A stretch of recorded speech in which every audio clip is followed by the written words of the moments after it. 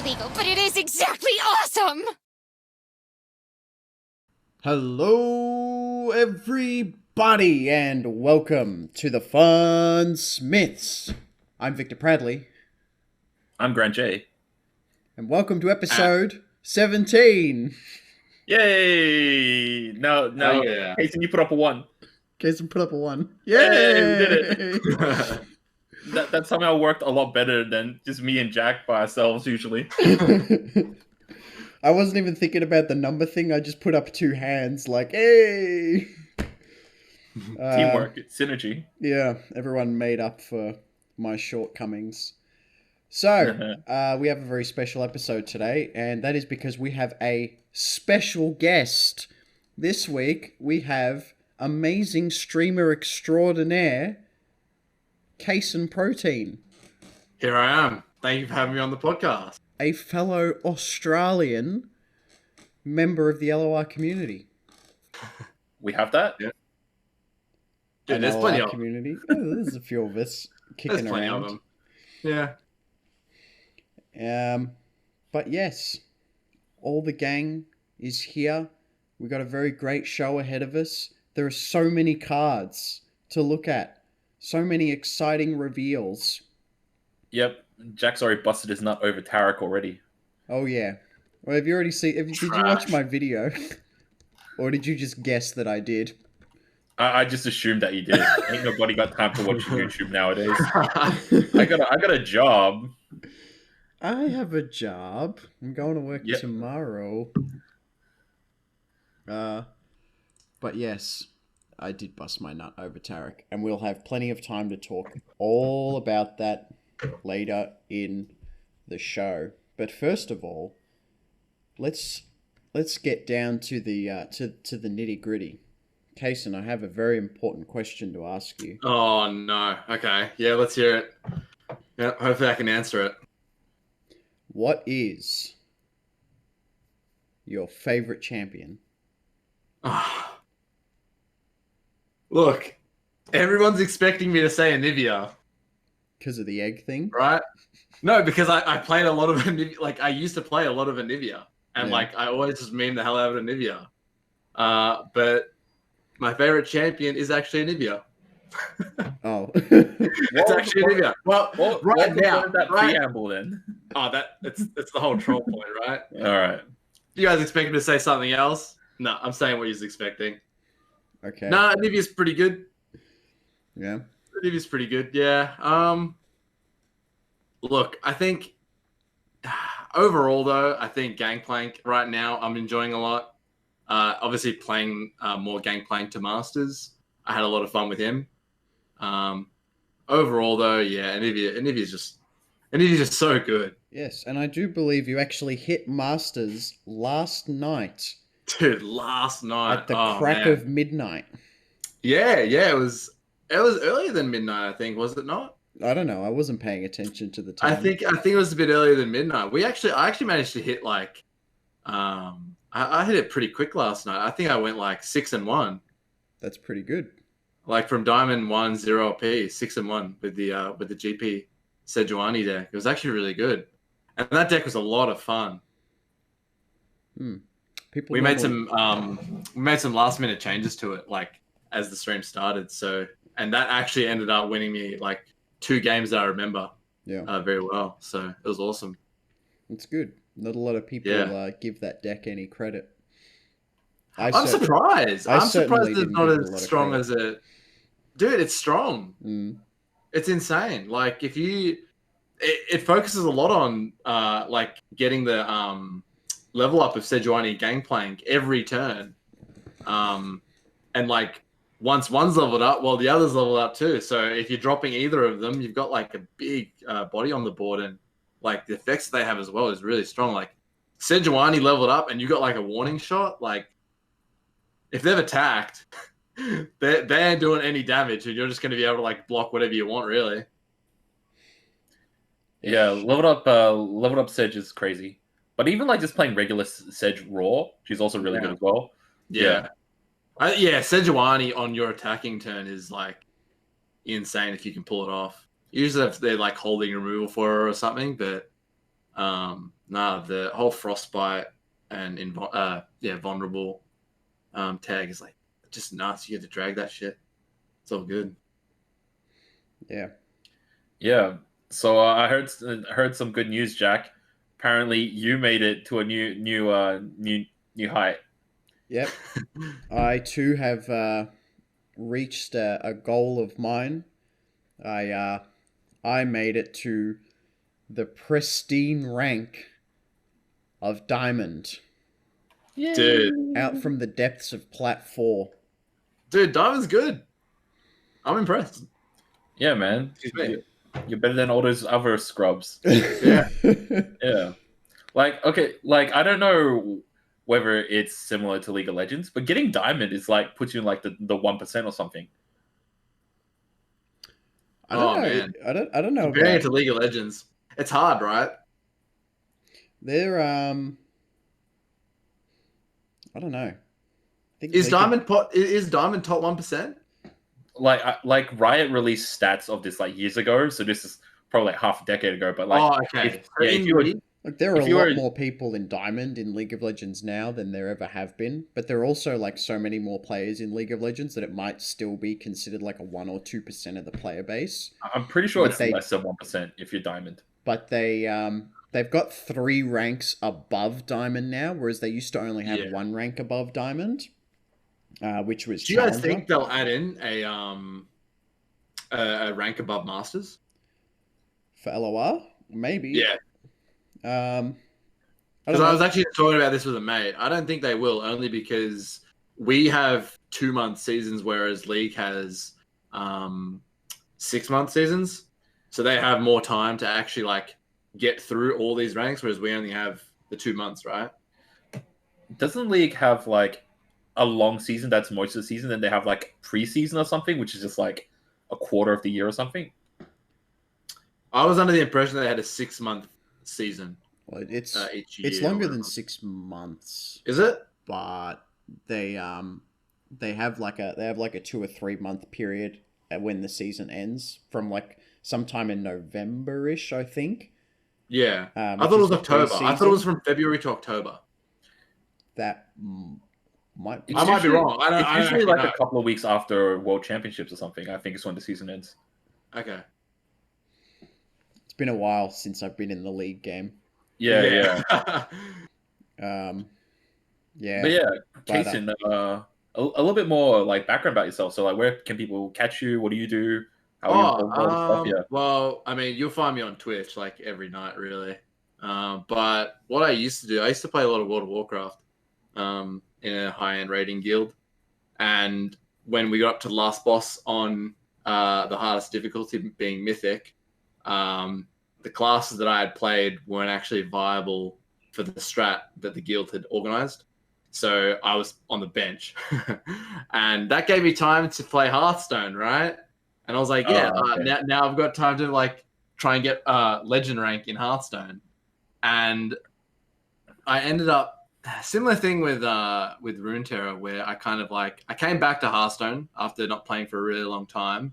And I had I had 1 week before the end of the season from when I started.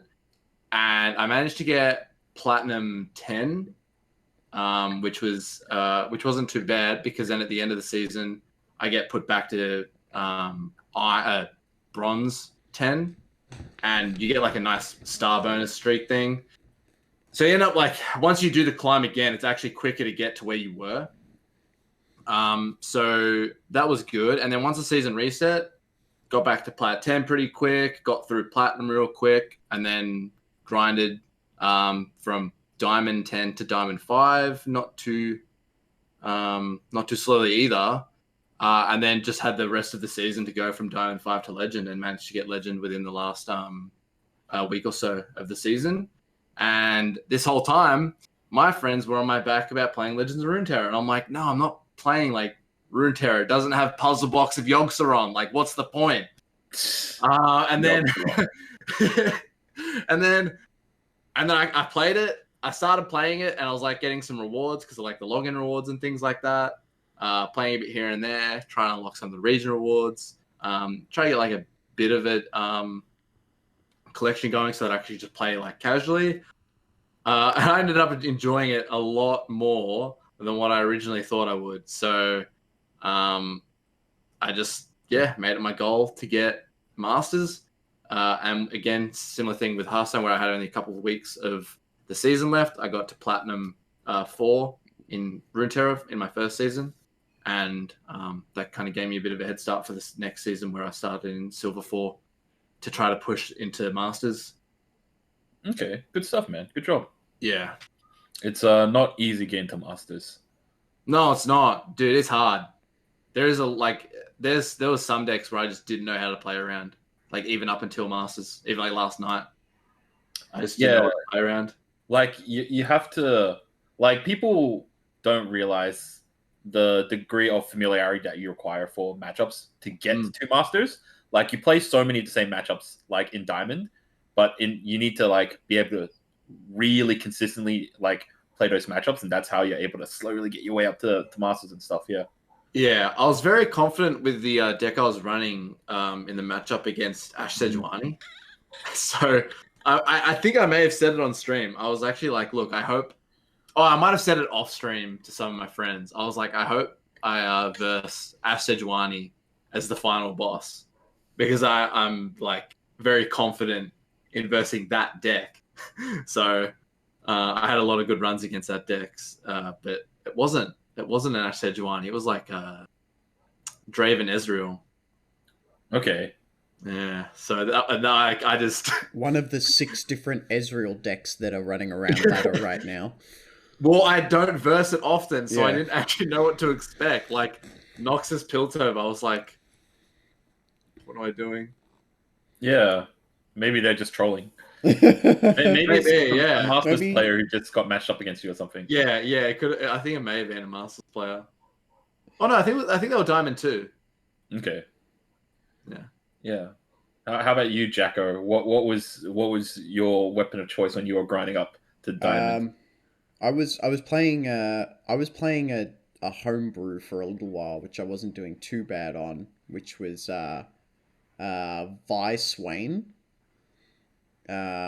which basically just uses Vi to stabilize and just like fight dudes until you can get Swain set up on the board, and then you just keep passing every turn with the Leviathan and just wait till you win.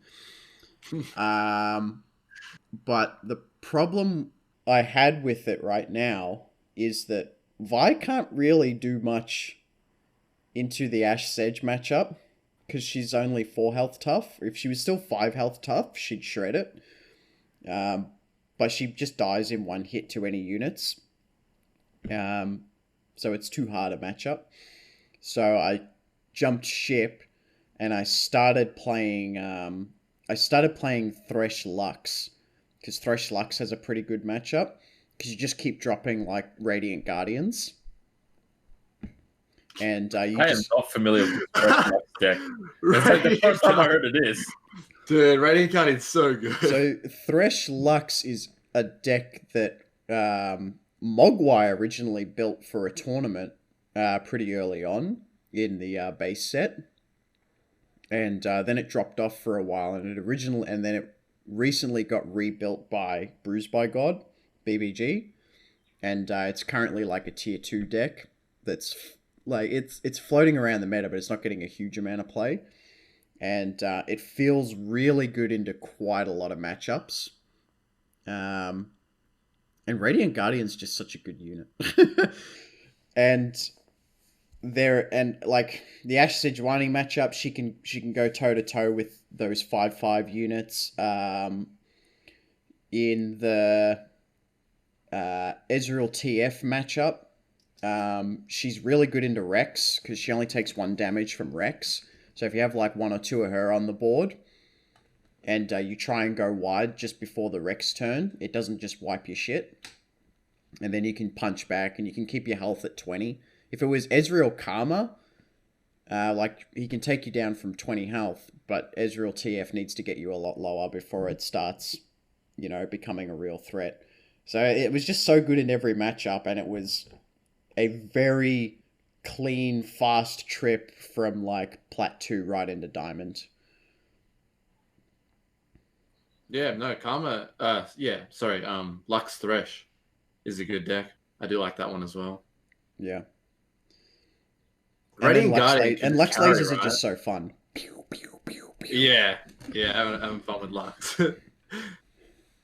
But yeah, it's a fun deck too. I like it. But do you plan on looking at getting into Masters? Like, do you reckon you're not this season? Obviously, maybe not. Oh, why not this season? True. If I manage to get from Diamond 4 to from 0LP within a week or something. So I pulled an all-nighter the other night playing because I've been staying up really late because there's a guy in Canada who I'm doing a little bit of work with. I've been staying up really late. I decided to do an all-nighter and I just played ranked all night. And I had faced up into Ash Sejuani so many times during that night that by the time I finished, I was so tired and out of it. Like, I was just trying to watch, like, some random videos on YouTube on the couch or whatever.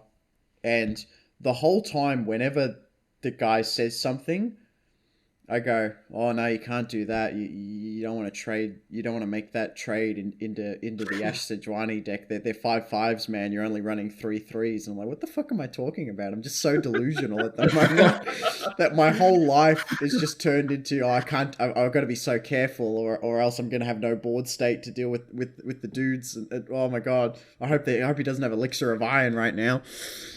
Oh man, that's a problem. When you get to that level of tiredness, yeah, like you either play really good or you play really bad. It's either you got no energy or you tap into your instincts, your ultra instinct. Your ultra instinct. You get so like worn out like Goku in the Tournament of Power. Yeah, I'm feeling that. But yeah, that was my rough trip into Diamond. Platinum was hard.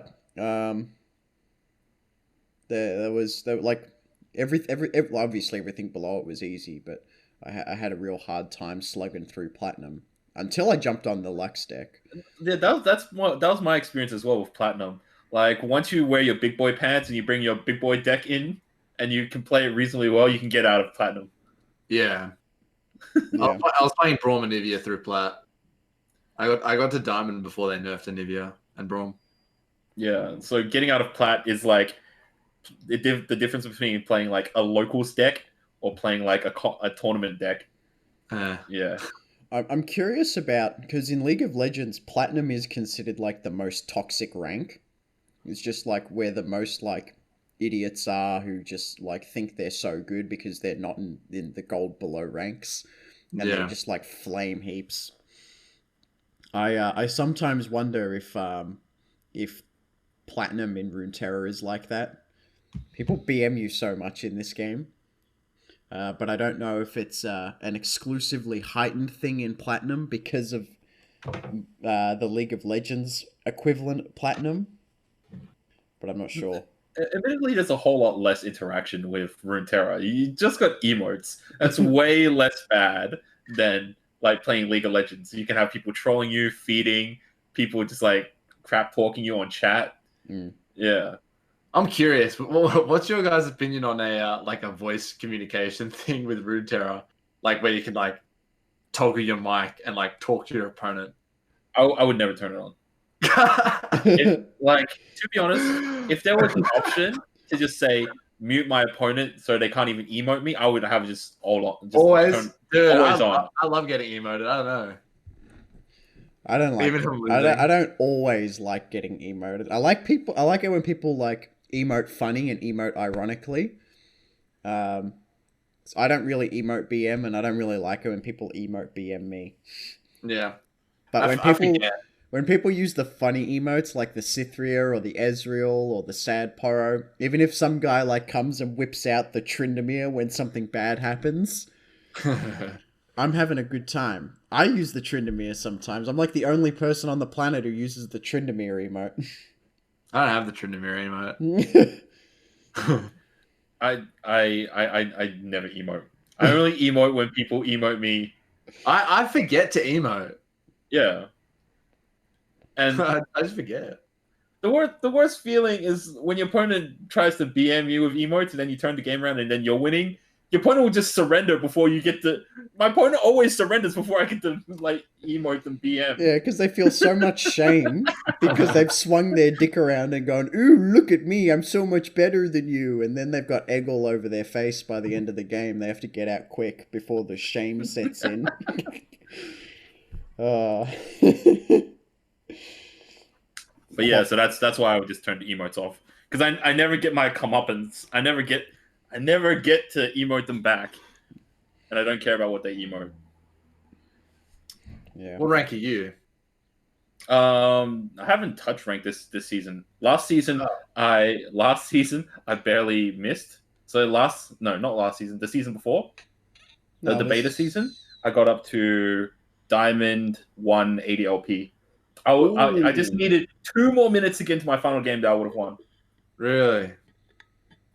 Because that's unfortunate. Yeah. Because they said that the season would end at a certain date, but I think that was the American date. So they said, it's different for us. Yeah. So then it's like, oh shit, I lost 2 days. I was planning to play those 2 days, and I was grinding up right until like the last moment. I was grinding it. We were both grinding really hard, but we crammed it in the last like couple days. Yeah. Because this fucking guy just plays expeditions half the time. Yeah, man. And they're good. I don't mind. I like playing random stuff. And I'm chilling out in normals because I just want to play funny shit. And then ranked season ends. We're like, oh, I better climb to masters or whatever. I just got into platinum, and then I got called in to go to work because they needed help. So I ran off to work, and I thought, oh, it's fine. I'll have like the next couple days to play it. And that's not my phone. That's mine this time. That's embarrassing. Well, you and I both haven't changed our default ringtones yet. Well, I used to have on my old phone the Cantina song from Star Wars.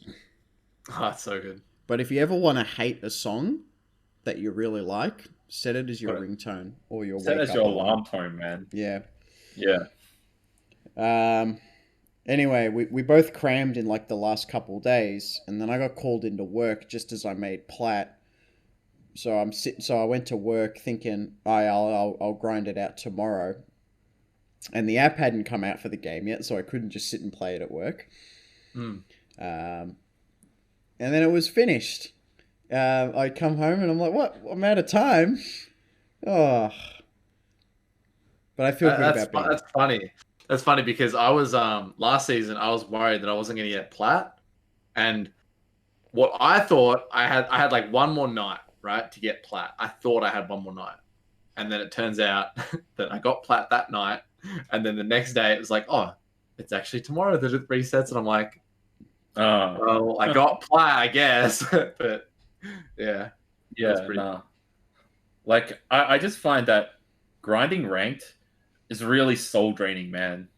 Like, yeah, I like I find it really, really grindy just playing the same deck again and again for hours and hours and hours. Yeah, I find that really draining. Just like really soul sucking. I think once you find a deck that you enjoy, that can also still maintain like a very competitive win rate, like that's when it's good, and that's why I was so against playing one deck to Masters, because that was the problem I had. I got to like Diamond 2 a few weeks ago, and then I dropped all the way down to Diamond 4, and it was just because I just playing different decks like this whole time. Like I play one game, lose, play another deck, lose again, like just not being happy with anything. And then eventually it's like, oh, here's a deck that I actually like playing. I did a straw poll with my viewers. I'm like, hey, you guys tell me which deck to just play till Masters, and then I'll just do it. And then I did it. And luckily they picked the Gangplank Sejuani deck because that was the one that I was having a lot of fun with. And like I enjoyed playing just every game the same deck because I was like, man, really, when that Gangplank's leveled up and you get to attack with him, like, oh man, when just everything's exploding and stuff. Like Sejuani's on the board, she's leveled up. Your warning shot, they can't attack. Like, that's sick of seeing the same level up animations again and again. I am sick of the Z animation. Dude, I can't watch Zed anymore. Wait, you leveled up Zed? That's insane. I struggle to level up Zed. I don't know. Yeah, no, I played what was it, standalone Zed. Okay, yeah, ages ago. Yeah, I just got sick of seeing that animation, man. I like it. I have a lot of fun with it. I think that's why I'm like able to just kind of like sit down and do it, especially when I kind of like set the goal to do something, like with Hearthstone, it was like get Legend, and now it's like all right, well now I get Masters in Runeterra. It's like if I just like want to get that done, like I'll get it done, no matter basically no matter what. Yeah, I guess like because you come from more of a WoW background, so you're more of an online gamer. I come from like a trading card game background, so I find playing online. So like even though fundamentally playing cards is the same, but like I find it much more enjoyable playing with a person across the table. So I just find it really draining, like sitting in front of a computer playing like anonymous matches all day. Yeah. Do you stream as well? Like, do you stream when you play Runeterra? Is that like I never streamed Runeterra, but I played streamed other card games and stuff in the past. Okay. It's just like I just find like talking and streaming is actually fine, but it's just like I kind of get bored playing like cards online. It's like I'm not an online gaming sort of person. But especially playing like Final Fantasy on like Octagon when you were streaming. But then I could only do it for like 2 days a week before I just like found it like going back to like I don't know how people play the same game for like days in and days out. Like how does it not how do you not get bored with that? Like especially speedrunners, man. You're not even like playing unique games every single time. You're just like doing the same processes, even though you're trying to improve every single time. Funny you bring up speedrunners. I've been watching a lot of videos about speedruns lately. Like I'm really into like the Mario Kart 64 speedruns and learning about all the tricks that people were doing. There is a guy who played Choco Mountain and just drove into the wall like 13,000 times at like the start line to get behind it and then reverse through, line it up, do it again 3 times to get the fastest 3-lap world record. And he's like the only guy to have ever done it. And he did it like 13,000 times or something. He drove into this wall to try and hit this. And he finally did. And someone worked it out to be less than 2 frames or less than 1 frame consistently, blah, blah, blah, in order to do it or some shit, right? It was like less than 0.1% of a chance or something for him to hit this 3 times in a row. Because it was just like so hard. Damn, and he got it. Yeah. A lot of techniques like this are originally found, or they're originally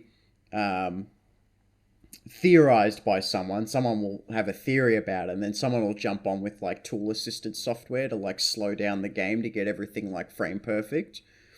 So a guy, I can't remember his name, like Weatherski or something. Like he managed to get around and pull it off with the tool assist. And the maneuver got named after him. So then there were all these people trying to like pull it off on their own without the tool assisted. Because if you do it tool assisted, it's not considered a legitimate run. So it's more like a proof of concept that it is possible. Likewise in Mario 64, if you know Mario 64, that door in the water and the moat of the castle. Have you played Mario 64? I have. It's been too long. Okay. There's a little door to get into the basement of the castle, whereas normally you'd have to fight Bowser the first time. Oh, yeah. You can do some sort of jump glitch and you jump over the hole or some shit, right? So Mario 64, no joke, has parallel universes. So you can backwards long jump to generate reverse speed so fast that you could like go into the vanish cap level without any stars, without draining the water. And then there's a specific spot in that level where you can generate so much sliding speed that you can exit the level, and then you'll be so fast that you can blink in 1 frame like 30 parallel universes over. Because if you go so far off a level, you land on like kind of like an invisible level. It's really hard to explain. But then you can eventually do that and blink into the right spot on the door to enter the castle through the basement. Yeah, but it's only ever been that... done tool assisted because it is so like I don't think anyone will ever be able to do it for realsies. Yeah, because like I think the speed run for I think Ocarina of Time uses a similar glitch as well. Because the fairy fountains apparently are all connected. So if you are in one fairy fountain and you go out the border, you land in another fairy fountain. So you can go into one fairy fountain early in the game, and then you get out of a fairy fountain later in the game. Yeah, it's so cool watching like all these glitches and wondering how people work this shit out. Yeah.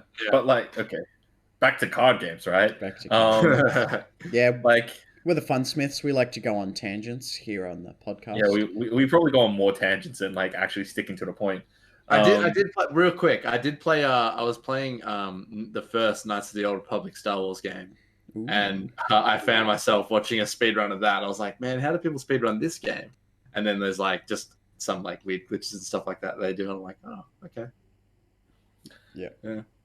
It seems like now's a good time to talk about some of the new stuff that's been revealed. So we've got a new region and / expansion coming out on the 28th. And we're getting the Targon region. Surprise, surprise. Yeah. Whoa, Targon. Is Targon out? You won't get it, but there's a real meme going around where there's people just jumping into streams and typing in all caps Targon's out just to like troll everyone. Okay. Yeah, I had no idea then.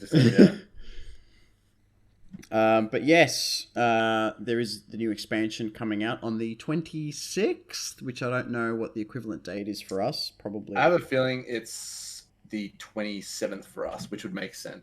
Yeah, it'd probably be the 27th for us. It's called Call of the Mountain, the next set. And of course, it brings with it a whole host of new cards. I think they said 7 new champions? Yeah. But then there'll 7 be... new champions in this release. Yeah, but over the course of the next few months, the Targon like bracket, I don't know what the right word is.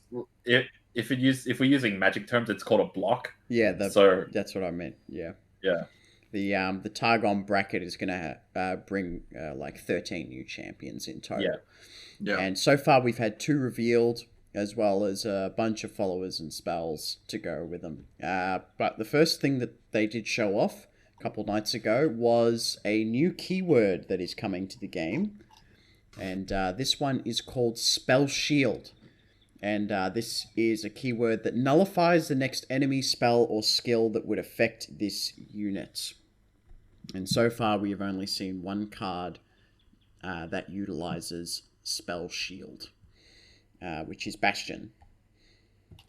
Bastion is a 3-mana burst spell. Give an ally spell shield this round. Which it's basically like barrier for spells. Yeah, that's right. Which region has that spell shield ability? Is that that spell shield spell? Is that a Targon spell? So far, it's only Targon. So if you scroll down to the little Tarek section that I've put in the docs, we've got Bastion there, as well as all the other stuff.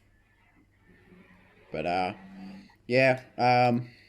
suppose if we are going to start on Bastion, because the first thing they did reveal is Spell Shield, a lot of people have been talking up Bastion, and it's competitive between this card and another card that we'll talk about later that I think people have got the most quote-unquote like hype around.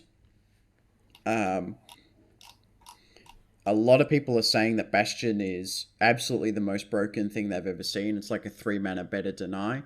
And then other people are saying, no, you're stupid. It's not a 3-mana deny. You big dumb dumb. I don't think it's a 3-mana deny. Definitely not. Because like if you go Vengeance on something and they go Bastion and then you go like a Vile Feast, well then it still goes through. The Vengeance will go through because the Vile Feast procs the shield, and then you get the Vengeance goes through. So like you can still like get around it, whereas the Deny actually like gets rid of it completely. Doesn't go through. There's no way around it, kind of thing. Yeah, and Bastion, because in this case it's a burst spell, it has the same weaknesses that Barrier does. So that in before combat, if you cast Barrier, even if you got like 2 Barrier spells, if your opponent casts if you cast Barrier and your opponent casts a spell that's like fast speed or something, you can't cast another Barrier to stop that one. Yeah, burst you're speed. limited. You're limited to the one like Barrier cap, right? Yeah. So Sebastian being a burst also is also had that face that same problem with the stack.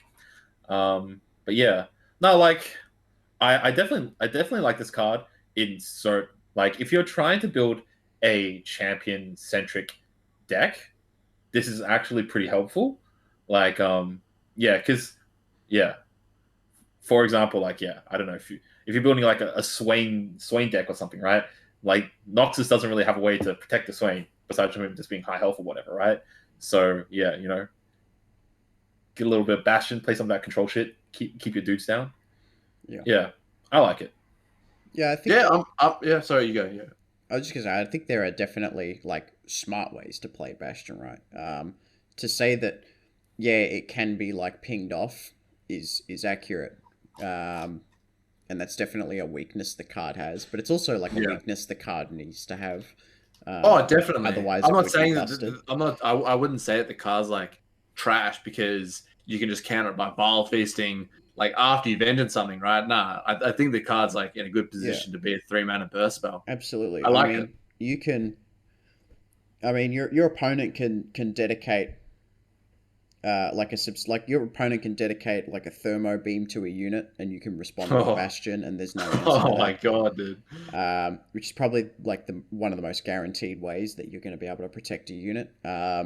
The other way is like if they do use a Ruination, they tap out all their mana, or they go down to 1 mana. It's like if they don't have a response to Bastion, then it'll go through and it's good. But you are also sort of, in a lot of situations, you might be taking the gamble on, do they have the answer for Bastion? And it does have the barrier problem, which is you can't double up on barriers. I think it needs to be like that. Yeah, absolutely. The thing is that like with Bastion though, is that the trade-off is generally like way in your favor if you Bastion. Like Bastion is such a low cost thing, and generally your opponent's removal is just like costs a lot more. Yeah, well, I will say if they got 9 mana, they dedicate 7 to a Vengeance, and you play Bastion for 3, and then they now have to play another 2 mana and another card on top of that to pop your Bastion. Arguably, you've come out on top. Yeah. You could probably still play another thing that turn. Yeah, but here's the thing, right? Like another way to look at it is that if your opponent doesn't have another spell and you have the Bastion, your opponent can't Vengeance your guy. So they might be able to get their Vile Feast to trade off against your Bastion, right? Because if they Vengeance your guy and you Bastion and they Vile Feast your guy, so you're both trading 1 card for 1 card, and it only costs them 2 mana, but it pushed back their Vengeance, right? So it's like your opponent can't, if you've got 3 mana open, your opponent can't Vengeance your guy for 7. They have to wait until they have the extra 2 mana to be able to cast a Vile Feast in order to safely Vengeance your guy. Yeah. So you can't do the turn 4 Vengeance. Yeah. Which is something I do a lot at the moment. So so even though it may not always necessarily directly convert to a better trade, the fact that having that option forces your opponent to play around it. Yeah. That's cool. Yeah. You have anything else to say, Case? No, I think we've summed it up, right? There's nothing too crazy about the card. It's not there's not too much to talk about it, but yeah, I think it's good for the. I think it'll be good, a good fit in the game. Yeah. I think I don't think it's game breaking. Right? I think it gives certain regions something that can counter them. So it's when you look at how strong Ionia was like dominating the meta for ages, just because of Will of Ionia. Yeah, and yeah, it feels like this spell shield field now makes it so that one region can now deal with Ionia. Yeah, remember back in the day, the tournament was always just like, oh, always ban Ionia, right? Yeah. Yeah. That's right. But yeah, okay. How do we want to break down this other Targon stuff? Do we want to talk about Big Boy Tarek first? I think we can go right into Tariq. Okay. So, this is my boy Tarek. Yeah, it's your turn to interact, introduce Tarek. So, this is my boy Tarek. He is a 4-mana 2/4, and his effect is support. Give me and my supported ally tough this round, and then copy the last spell you cast on only me this round onto that ally. And then to level him up, he needs to have seen you target or support allies 7+ times. Then on the flip side, he goes to a 3/5, and his support skill becomes my supported ally and I can't take damage or die this round. And then he still copies the last spell onto that ally as well. So. Man, I don't know about that unyielding spirit, right? What do you mean? I don't know about that. Is that not too much? Like, okay, so I don't... All right, I think the unyielding spirit thing is a gimmick, right? So first of all, it's like so many things have to hit correctly, right? So even though it happens to fall along the curve, right? So it's like, so here's your curve. Like, okay, you skip turn 1, all right? You go turn 2, you play a 2-drop. I don't care. You play some 2-drop, right? And then turn 3, you skip it. Turn 4, you go Tarek. Turn 5, you've now got the 8 mana you need. You cast Unyielding Spirit on the Tarek. He cast it on the 2 or something. Yeah. So it's like, yeah, cool. So you got Invincible Tarek, which is arguably okay, and you got a Invincible 2, which no, dude. What I'm saying is when he's leveled up, he gives the Unyielding Spirit for the round, right?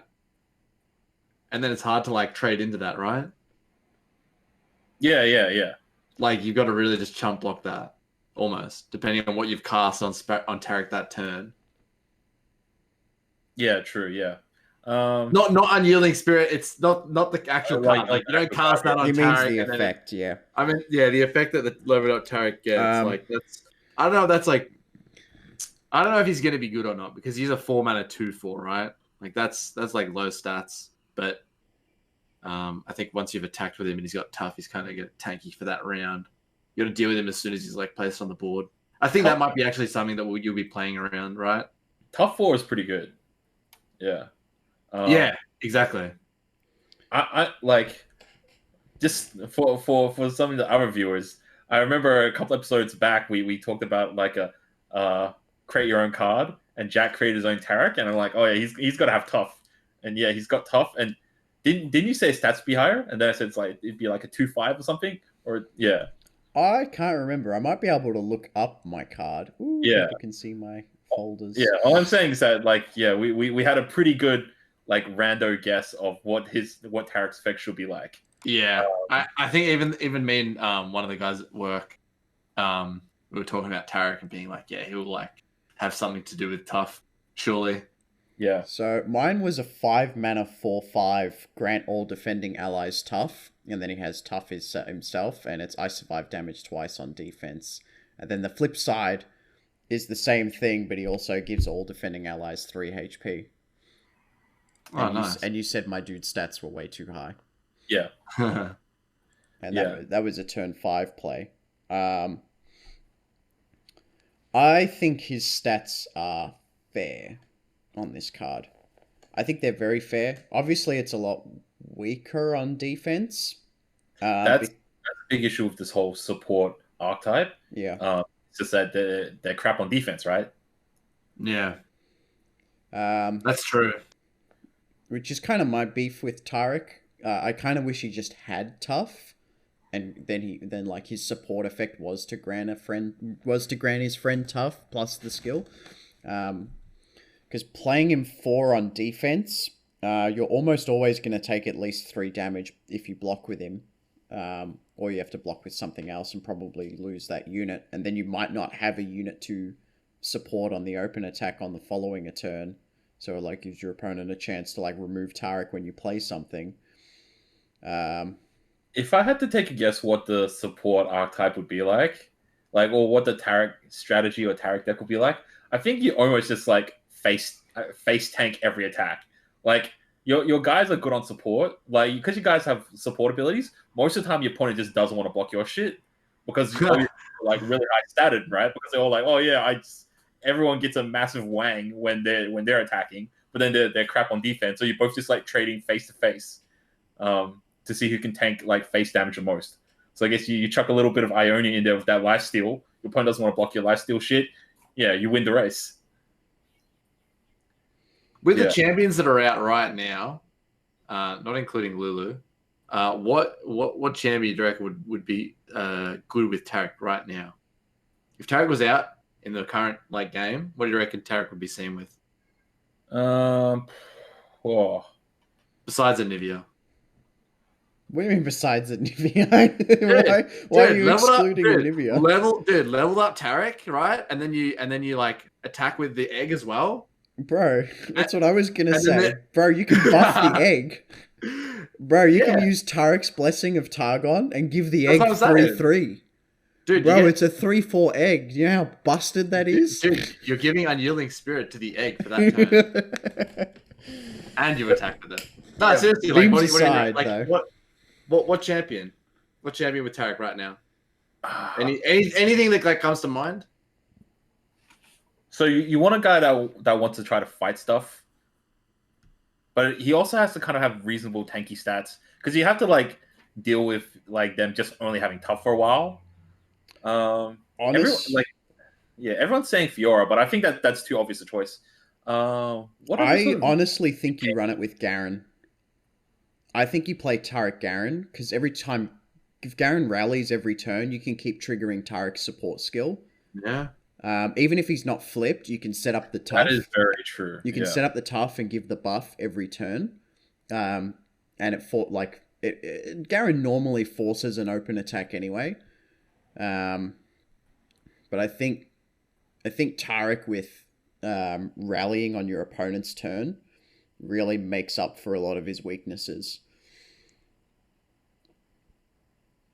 Yeah. It definitely seems that the support archetype needs to have some sort of rally type effects to try to trigger off those supports more Plus often. A buffed up Garen in general is pretty hard to deal with. Yeah. I've been playing a bit of Garen recently, to be honest, as a meme. But yeah, he's not. I don't think it's a bad card, to be honest. But yeah, I think that's my most obvious choice to pair Tarek with. Yeah, I think Zed wouldn't be too bad, right? So would it be? Zed's got the quick attack, so you wouldn't really care if he's got tough. Tarek with true, yeah. Tarek with Elise might not be too bad because you can drop Elise early on, and then Tarek is this shit that allows you to multi-target spiders. The thing is, remember when you do support with Tarek, you're assuming that you've cast something on Tarek as well to give more than just tough. So when Zed attacks, when you've supported Zed and he attacks, then you get your Living Shadow also gets some sort of bonus. So right? the buff gets passed down the chain. Yeah, but but you don't care if the Zed Shadow gets tough because it's dead anyways. Not in terms of tough. I mean, if you've given your Tarek 3/3, and then you give your Zed 3/3, and then that's right. And you can pass on buffs and stuff, right? Yeah, I think that's fine. And it might end up being pretty cool an idea, but I think Zed's a little too fast for Tarek. Yeah, I'm just throwing ideas out, right? No, I get that. Yeah. It definitely and also you have to remember that your opponent will want to block Tarek. So ideally, you would want to put Tarek next to some sort of challenger unit. Yeah. So maybe it's not. Maybe I guess maybe not the question of what champion are you going to be playing for Tarek to support. Yeah. Also, what actual card you might want to pair them up with. Focus. Yeah. Yeah. So you can going Laurent, like the 2/4 Laurent into Tarek, and then you can give them both tough, swing him in. Laurent will like challenge a guy, and if you skip turn 1 and turn 2, you can cast something on the Tarek, buff them both up. Yeah, and you got 2 beefy boys. Yeah. I think you can even go in like a Tarek Ash direction, to be honest. Yeah. Chances are you're running the Glory Seeker as well, right? You can't because you're in the wrong region. You can't. Is she not Freya? Oh, she's Noxus. Glory Seeker's Noxus. Oh god. Which sort of leaves you with the wolf, right? Yeah. And that's not too bad because then you just, I mean, I guess not always. You take the frostbitten one, right? Mm. A lot of people are also saying Tarek Brown as a pairing, because you can pass all your Tarek buffs onto Brown, and then you just got like 2 big thick units. Yeah, thick boys. Yeah, double take off. You play around with the Poros and stuff like that. That'd be pretty legit. Just going like playing Tarek on 4, letting it take some damage in combat on defense. Drop the Braum next turn. Swing you like cast take out on the Tarek. Swing them both in. Yeah, double thick boys. Except the problem is that Tarek gives Braum tough, so Braum will level up slower. Oh yeah. And I didn't even think about that. Eh? Yeah, and that's funny.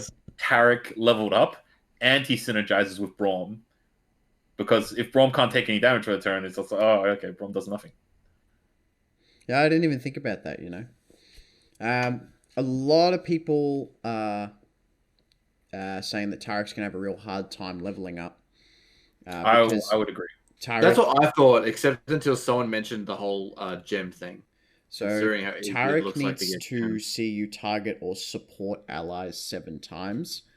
I will say, at the very least, when Tarek hits the board, you can play a spell on him, put him and an ally into combat, and then he'll support and then cast that spell again on the other unit. That's already 3 steps in 1 turn towards a level up. So I don't think it's quite as unrealistic as everyone makes it out to be. Because I think you can do it I think you can do it by Tarek's second attack pretty easily. So I think it's like it is a problem about his sticking power, I guess. But I also think that gems are going to make it quite reliable to level up Tarek. So I guess, do we want to start introducing some of the support cards? Yeah. Okay. So I guess we'll first look at Tarek's Blessing of Targon. So it's a 5-cost burst spell. Grant an ally +3/+3. I think that's pretty strong. My first words on it, I said it was garbage, but I think it's actually pretty strong. Yeah, it's like, Fury of the North does +4/+4, but costs 4. But then this is like, then you realize this is Grant permanently, not this Grant. Is permanent. Yeah, that's insane. I think I compared it to standalone. It's like, don't forget, we live in a world where we lived in a world where standalone was a thing and where Grant was a thing. So I paying 5 for something like this makes me feel like, oh man, before inflation was a thing. Back in my day, we used to pay only 3 mana for +3/+3. Bro, but now you don't need to have only 1 ally on the field. Like you can have 5, and then you can still get to cast your little blessing.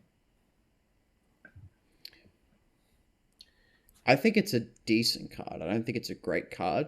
I don't think it's a bad card, like some people are saying. No, it's not bad. I don't think 5. I think 5 is, to be honest, a fair price, considering you don't have the drawback of standalone, which would require you to have only 1 unit on the board, and it doesn't have Fury of the North's drop off at the end of the turn, which normally doesn't matter that much anyway for Fury of the North, I'll admit. But I think this card becomes ridiculously better when Tarek's on the board. So it's kind of like it's better as it's a really good champ spell. It's a decent on its own spell. Like, okay, so the thing is, comparing this card to, say, Fury of the North. Fury of the North, you can just chuck into most of your decks because it lets your small guys trade up. Like, it lets your small guys beat out big guys in combat, as well as sometimes it also lets them survive combat, right? So Fury of the North is more of a combat trick where you just like removing a guy, right? But when you look at Tarek, like Blessing of Targon, the +3/+3, it's a smaller combat trick, so it doesn't swing combat as heavily. It costs more, but the thing is that it's permanent. So the big value of like Blessing of Targon is that you want to, like, it's one of those cards where you're chucking it into your deck specifically because it synergizes with your strategy. So it's less versatile than Fury of the North, but you're playing it for it to specifically combo with specific champions or specific cards. But it is a big commitment when you think about it because you're paying 5 mana for this. So at 5 mana, you can get a 5/5 or a 4/5 on the field. So you're technically getting less stats than if you were to just cast a dude. But yeah, so in order to make it worth it, you have to be like adding those stats onto a guy that can take advantage of it. So like a Braum or something, for example. Sorry, there's a lot of noise on my end, so I can't. Yeah. So I think it's more. I think it's not a bad card, but I think it's more limited in scope than say Fury of the North would be. It's more use specific. Yeah. Yep. Yeah, and definitely when it is comboed with Tarek, like that's pretty insane. That being said, though, there's probably a handful of champions that would like to have a Targon, a Blessing of Targon on them. Like Braum is probably one of them, if you didn't have Take Heart already. But yeah, just any guys that can just like consistently give value. Chucking it on Zed's good. Yeah, any guy that you want to just like have more sticky on the field, Blessing of Targon's good on it. Anivia egg. You fucking Anivia egg, man. Anivia egg. I have to, dude. I can't not do it right. Hilariously, I'm pretty sure Anivia egg carries over the stats if you buff it. Really? So once it levels up, you're the one that played Anivia for hours. How do you not notice? Have you never? Usually my Anivia eggs are dying now because they're 0/1s. Well, you should be buffing them. That's right. Yeah. I think so, but I'm not certain. So I'm not certain if because it transforms into Anivia. So. Yeah, I don't know. I haven't tried it. Yeah, I'm gonna say no. I'm gonna say no, just because of how I feel it works. Because the egg is a separate card to actual Anivia, right? Because remember, I don't know. What's the card say? Does it say transform? Or on transform? Okay. Transform me back into Anivia. And level up. Have you never played like Herfengard? What's his name? The 5/5 that buffs up your Anivia, and you never noticed if your Anivia kept the buff? Okay, that's the thing though, is because Anivia, when she dies, revive me, transform. Okay, so I don't think it works because she gets revived as an egg, but the egg doesn't keep the buff, and then she turns back into Anivia. So it's like it's not the same. For the purposes of the game, it's not the same Anivia that you played or the same Anivia that was originally in your deck. It's a new Anivia. Yeah. I'm so glad we're talking about Anivia. So it hasn't received the Hearthguard buff. Yeah, the way I see it, it transforms it into a stock Anivia. The cookie cutter standard Anivia doesn't transform back. Because if you Hearthguard Anivia and then she dies into the egg, like the egg isn't a 1/2, right? It's still a regular egg, right? Yeah. Okay. So Targon's Blessing is like not good on Anivia, yeah. That's where I'm slowly roundabout. Further research required here. Yeah. I'll have to test that on stream tonight then. Because you can't take hard an egg, right? Unless you buff it first originally. You gotta buff it, you gotta do damage to it, and then you gotta take hard it, and you gotta crack it open, have some nice cold omelets. Yeah. Yeah. Okay. All right. Go Tarek. Blessing of Targon onto Teemo. So you just play Teemo on 1, skip 2, skip 3, send in that 4/4 Teemo. Actually, that's still probably bad, but somehow Teemo survived. Yeah, right. Yeah. Hey, A for effort though. Yeah. Okay. So cool. I guess we'll go into just the random guys now. I guess we'll move into the gem portion of it. Yeah. So we'll start with Gift Giver, and then we'll talk about the gem. Okay. So Gift Giver. Let me zoom in. When I'm summoned, create a gem in hand. It's a 1-cost 1/2, and a gem. It's a 1-cost burst spell. It says heal an ally 1 and grant it +1 attack. Can't be cast in combat or in response to a spell. But it is a burst spell, so yeah, it's this new, a couple of spells have this sort of effect, in this new set where they're effectively slow spells, but they don't want it to take up your turn. Yeah.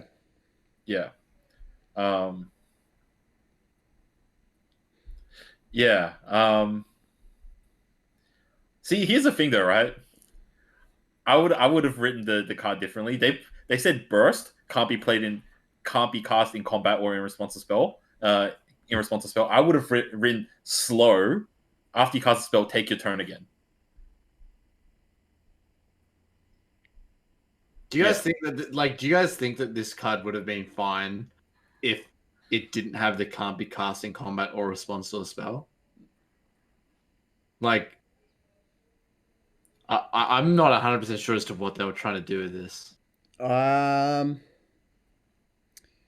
It's I think if you let this card be cast in combat or as a response to a spell, it's a better axe from Draven in every sense, almost. Like the healing part of it isn't too big a deal. Could be. Maybe. I mean, if we're comparing it to Draven axes, then yeah, that's kind of. I have a feeling it makes the mirror match really unbearable.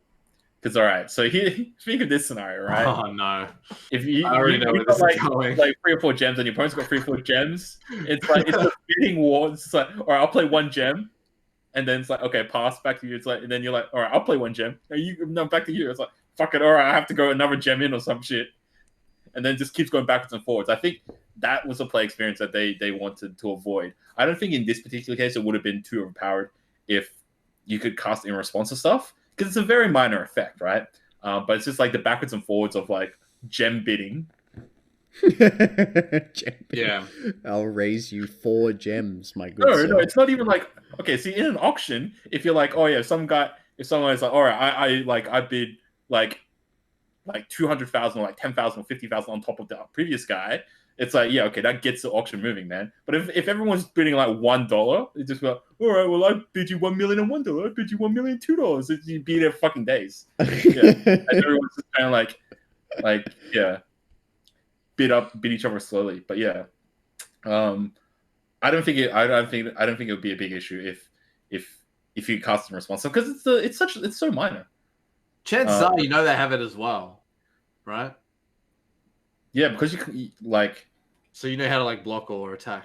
It is main deckable, right? No, gem isn't. Yeah, okay. So that means every time they create a gem, you'll see it in your opponent's hand. Yeah. So you always know how many gems your opponent's got. Yeah. So yeah. I can kind of see why they did it. There's like one specific. Unless your unit's damaged, in Runeterra, a lot of units just trade, and both of them die. So there aren't. I mean, Ash Sejuani deck, a lot of units take damage because they're often fighting a lot of things smaller than they are. A lot of Runeterra's history, units are often just like trading 1 for 1. So we've said this before on the podcast. Like, healing a unit isn't always that great because a lot of units don't have staying power in this game. So there like maybe some specific scenarios where your opponent wants to like finish you off, So like they might cast a spell on you, and then they didn't want you to like, one by one gem your unit back to like enough life that, they couldn't cast the spell. And they wouldn't cast the spell anyway if you had gems in hand, so it kind of just like bricks that whole idea of using it. If it could be cast in response to stuff, if you had free gems and you just had free spell mana open, your opponent could just like never use. Your opponent could never use like spells to kill you guys, because just be like, all right, I'll do like get excited, and you're like, all right, I got free gems. Yeah, you did nothing. Yeah. The other part of it is like, and this is very specific, but the gems beat out Culling Strike as well. You can buff up a unit's attack to above 3, and they wouldn't be able to Culling Strike it. So giving your opponent so by not letting you cast in combat, they can immediately respond to like your Thresh play or your Tarek play by just like dropping a whole bunch of by Culling Striking it, and you can't gem it above 3 attack. Whereas you can like axe over 3 attack or something like that if you're in that kind of deck. Yeah. I wonder if this gem strategy might be like playable with the Vladimir deal your damage to all your guys strat, or with the throw your guys take damage strat. Because if you're like getting all these gems out of healing your guys, you can like deal damage to them and then just heal them back up. So like that Crimson guy that creates more Crimson dudes in your hands, you'd be like, all right, you ping him for a little bit of damage, then gem him back up, and then ping him for a little bit more damage. Like transfusion, gem it. Yeah. Shit like that, right? And he keeps permanent attack then too. It is grant 1 attack. Ooh, okay. Another thing, one of the things I kind of feel like, I hope they don't do this with too many of the spells. Or I don't want to see too much of this kind of like, can't be cast in combat or response. Because that's like a big thing of Runeterra, right? Is like the whole combat trick stuff. Yeah. The back and forth. Yeah. I think it'll be very limited to specific cards that have very particular effects that they've tested. It's just like, these cards don't have a great player experience if you have like too many of these sort of... So far, all of the cards that can't be cast in combat or response to spell that are burst are all cards that are created by something else, and they're really cheap. So they're like really... What's that? I didn't know there was other ones. What are they? There's one other one for Lulu that we'll get to. Okay. But they're all like they're both really cheap, inexpensive spells that are created by some other means, and they grant you, like in this case, like gem doesn't give you a hugely powerful effect, but from what they've shown here, there are a huge number of ways to get gems. So you can just have a handful of gems. They're all really cheap, and they give cost-effective buffs or whatever. They don't want you to just like play a whole bunch of gems together, I'm assuming. And as for the other one, it gives quite a powerful effect for its cost. And they didn't want you to be able to play something like that in combat or whatever. Especially because you can see these cards. Like, I don't know if it's really a combat trick if you know for certain your opponent has it. Because a lot of the time with combat tricks, it's just about like, surprise, I've got this, or haha, you played into my trap, right? Which gems and the other card we'll talk about later, they don't really have that kind of value. They'll just kind of sit in hand, and your opponent will just be like, well, I can't do this because they have that, and I know they have that because it's sitting right there, and they can just sit on it the whole game. It's like in League of Legends, they had to nerf Twisted Fate, how long he could hold a card above his head, because in lane, a Twisted Fate would just select gold card and just stand in lane and just not do anything, and the opponent couldn't go near him because they'd get stunned, and he'd be able to hold onto that card for so long, so they couldn't come up and farm. Is kind of the comparison I'm going to make there. Yeah. Okay, so gems don't seem bad. No, they're okay. okay, so going back to Gift Giver, which is who. Oh right. Oh yeah, that's hard. Right. Cost 1/2 when you summon, create a gem in hand.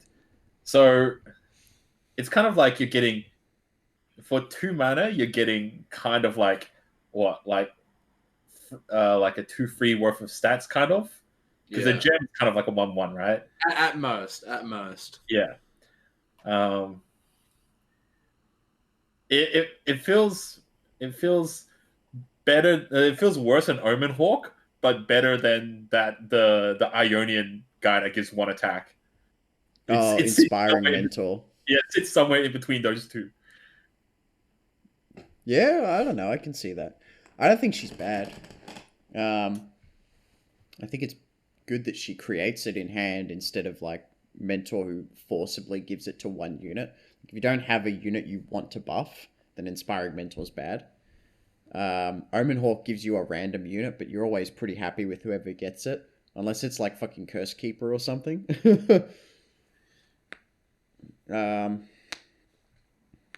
Sure. I don't know. I think she's good. She puts a card in your hand, and you know it represents value at any point in the game. Yeah. It really depends on like all this other gem stuff, but yeah. Okay, so it's just it's what more can you expect out of a 1-drop, right? If you're doing something, this is some chick that you play on 1. At some point, she'll block a guy, maybe trade against like a 2/1 or something, and you just happen to go on gym. Yeah. So next one is Mountain Goat, 2 cost 3/1 on strike. Create a gem in hand. I don't think this is a good card. Mixed feelings about this one. I don't think 1 health. I don't think 1 health is good for it. 1 health is the really bad part. Yeah. But if your opponent doesn't happen to have the response, oh man, you're getting gems. Yeah. Like not every region has like cheap removal early on, right? Yeah. Yeah. Yeah, that's fair. Yeah. I mean, there are certainly better units at cost 2. Hilariously, I've played with that 4-cost Laurent guy. Strike, create a challenger unit in hand. It's surprisingly not bad. When you get him working, he feels really good. And I was picking off spiders. It's like, oh yeah, just getting dudes. It feels good. Yeah. Good. I don't know if I can simulate a similar reality with Mountain Goat. I guess Mountain Goat comes in way earlier in the game, and you do have the ability to buff it later. Plus, all the support shit is like Grant. Yeah. A lot of people are giving Mountain Goat a hard time though, and I can definitely see why. Like, I don't know. If either you play this and it gets shot, or you play this and you get a gem in hand as a minimum. Yeah, but that's look. If you look at the worst side, right, is that he would trade against like some sort of piece of removal, right? But on the upside, if you can find ways to get him to stick around, he's going to create multiple gems for you, man. Like, yeah, man. If you play this in Freljord and you've got all this shit that's just like that's just buffed him up super unintentionally or something, yeah, this guy's going in, and it's like you put Iron Potion on him. It's like you trade in the Iron Potion, you get a gem back. Yeah. Well, even if he dies when he attacks, he still gives you a gem. So yeah. And like this is all assuming your opponent happens to have the early game shit to deal with this, right? Because there are plenty of games where you're just like, all right, my opponent just played 2 costs and I don't have a 2 cost, so I just let him hit me to the face, right? Yeah. So if you got the rally, if you got the token on turn 2 and your opponent just doesn't have a 2, free gem. And at some point they're gonna have to deal with it because you're already ahead now. Yeah, you've got your free gem. Value. Yeah, and he can he's big enough to take out like fearsome units. So it's like if you're playing against Elise and he's like you drop Mountain Goat and your opponent's got Elise, it's like you can block the Elise. Yeah, and you get a gem out of it. And they won't have the mana to Vile Feast on the same turn either. Yeah, and it's like it's because like the black market merchant and the Freljord guy on the Death Rattle draw, they're all 2, so they can't block fearsomes. Mountain Goat, he's brave. He is brave. That's a brave goat, man. Mountain Goats are pretty brave. Yeah. Casein, you don't look too pleased with that assessment. Dude, I don't know, man. Okay, I'm not saying it's good. I'm just saying that he can be playable with certain regions. I can't expect too much from a 2-drop, right? From Targon at the moment, I guess. Because I'm looking at this next one. I'm looking at the next card we're going to talk about, I assume. Oh, man. I don't know about these cards. Just the one health is just... Oh, I don't like that at all. So talking about the next card. What are you drinking, Casein? That's the juice, dude. Oh, okay. It's the juice, bro. What are you drinking, dude? Would you like to promote? I'm drinking. Oh, dude, it is juice. Okay. It's actually the juice, dude. It's the Monster Energy drink. It's the mango flavored one. I only drink tea out of the Funsmiths podcast mug. Comes with a free dingle dongler on the back. That's actually pretty cool. Yeah. I like it. Don't worry, we'll get you one as well. Yeah. Awesome. And I can put my juice in it. Special guest host of the Funsmiths, and then every time you drink it on your stream, you'll be promoting the Funsmiths podcast. Yeah. Which I guess means I have to send Grappler one as well. Yeah. Because he's the only other guest we've ever had. Yeah, Grappler. Strong chin guy. I don't know who that is. Yeah. Of course you know. Yeah. I like Grappler. Casein's a big Grappler fanboy. Ooh. Yeah. Wow. Grappler's a big Casein fanboy. Oh, okay? He is subscribed to you. He is subbed. He's just not followed for some reason. I think that's like a bug. Okay, that's interesting. All right, I didn't know that was a thing. You can sub but not follow. He got gifted a sub. Yeah, that's what I assumed. Yeah. We may have forced him to sub. Okay. All right, next card. We've got 2 cards left, right, for this guy? Yeah, 2 more cards. Well, I guess we do also have the support cards in the Arbiter, but yeah. Oh yeah. Shit. So next card is Mental of the Stones. We could speed it up a bit. It's a free cost 1/1. Nah, we can take however long we want. Yeah, people, it's good content. More means we can chop it up more. So it's a free cost 1/1 support. Grant my supporter ally +2/+2, and on last breath create 3 gems in hand. Ooh, value. If you're able to support with this card, it's good. If you drop it and it dies, getting free gems is okay. Ezreal, does it say whenever you need to target opponent shit with Ezreal, or can you target your own shit with Ezreal? You have to target an enemy. Yeah. Okay.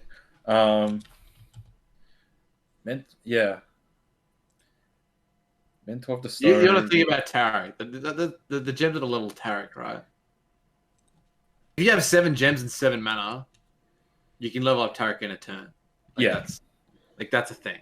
And you can bank it with the spell mana. Yeah. Or you can play Dingle Donger and get a whole bunch of 1/1 tokens. I guess. Like you can if you can support, I feel like it's good. If you can make this thing stick before it attacks, I think it's good.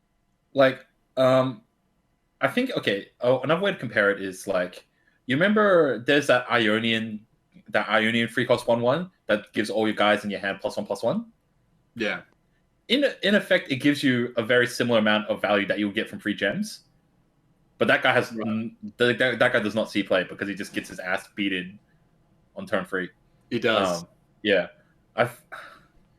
See, okay, Mentor of the Stones, even if you play him and then you just chump block with him to get free gems, I still don't know if that's worth it. Like, we still haven't seen more cards that pay you off for like playing a shit ton of gems yet. It's kind of an epic as well. Oh yeah, okay. Damn. Like, I want to say we definitely won't know the true potential of these cards until we're actually gonna play until we end up playing them, right? Yeah. This is going off face value. To be honest, this doesn't look too good. I still don't think it's good because you need to support him with a challenger guy, because if you don't have a challenger guy and you swing with this guy, it's like, cool, I'll just take the 2 damage to the face and don't block the other guy, but then just put anything in front of this guy and he dies. Yeah. Yeah. So when you think about it, his ability is more like give a guy +2/+2 for the turn, and then just create 3 gems.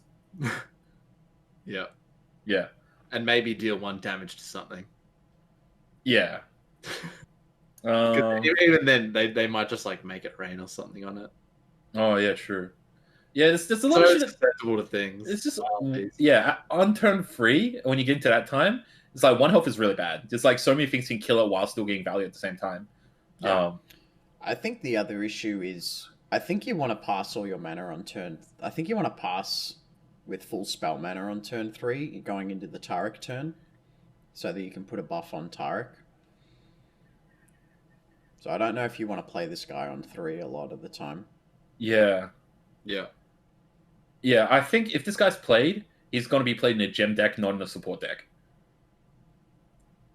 Yeah. Okay. You're banking more on the gem thing than the support thing. Because, yeah, it doesn't feel like... It feels like a lot of trouble to try to get the +2/+2 support. Yeah. Next card is Shards of the Mountain. 4-cost slow spell. Fill your hand with gems. I don't mind this card. I think this card's actually okay. Is max hand size in this game 10 cards? Yeah. Yeah. Like, filling your hand with gems is pretty good. Like, I think it's pretty good. I think there's a lot of applications for filling up your hand with like 1-cost cards. You have to end the turn on you have to have at least cast something after this though. Yeah, so you don't skip your draw on the following turn. Yeah. Yeah. I think it's a good card. Yeah, I think it's a good card. It's like, yeah, what to sort of combo it in, right? So this is a combo enabler, but then it's like, what do you do to like just do a whole bunch of gem shit?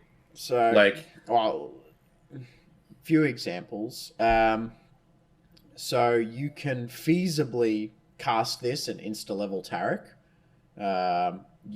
which is the first most obvious idea to do with it.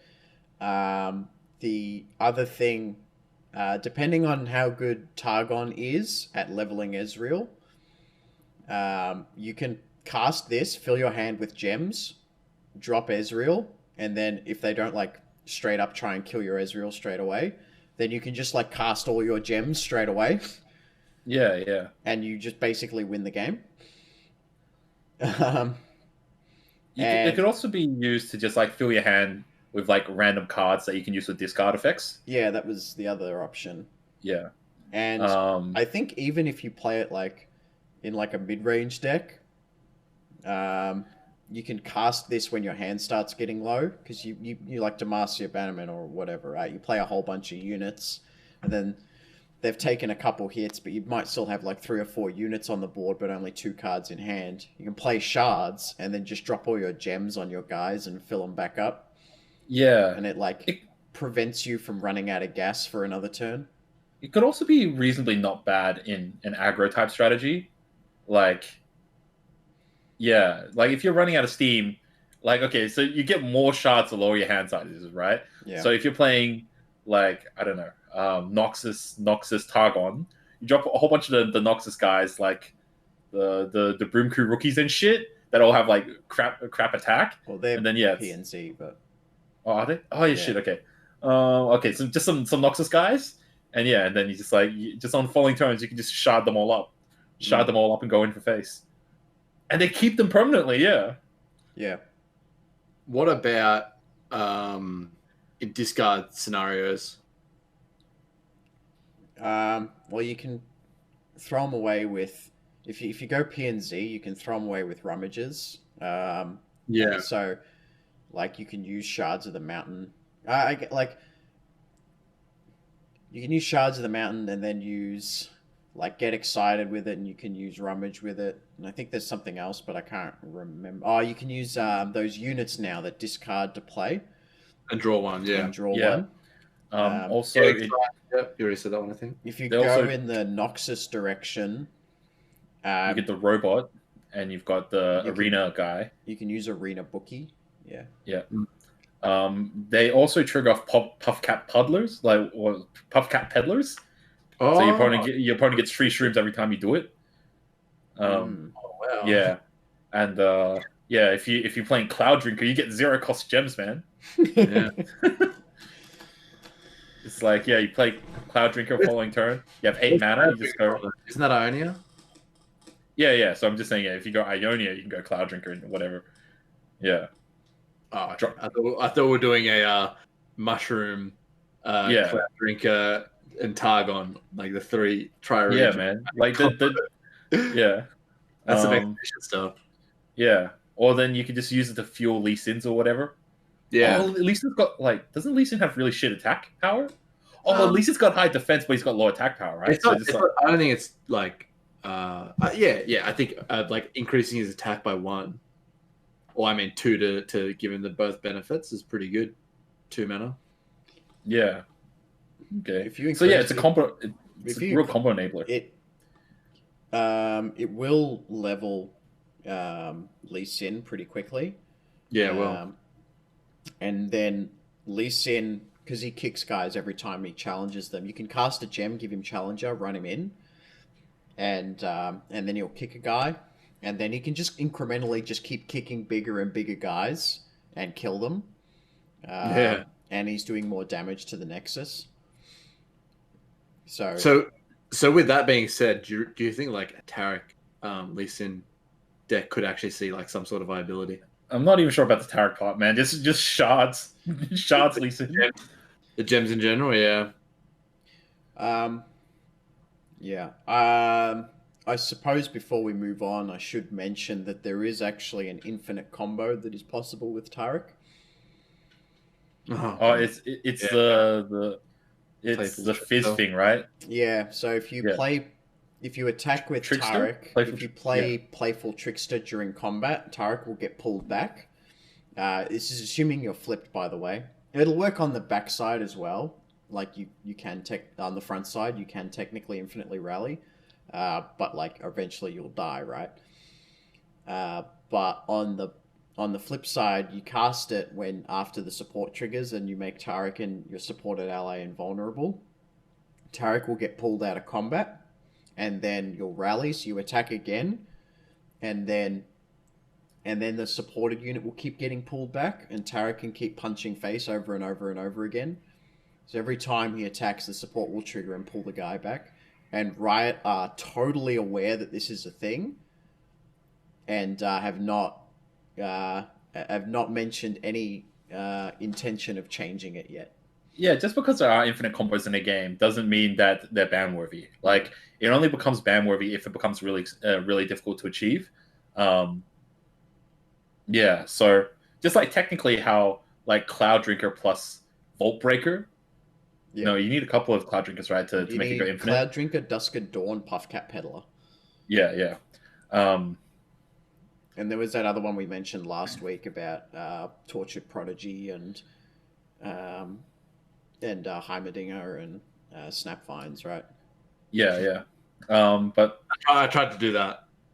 I have no intention of trying to do that.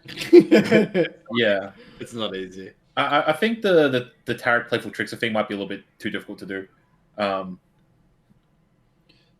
I'm assuming that Riot are confident that the region combination of Bilgewater with Tarek is going to be so bad that it won't go off that often.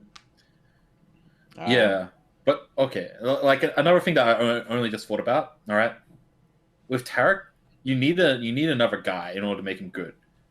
Because if he doesn't have another guy, he can't trigger off his support effects, right? So he can't even give himself tough if he doesn't have a buddy. Yeah. Yeah. So, like, technically, if you just keep killing the other dudes, you don't have to worry about Tarek. He's just like a 2/4.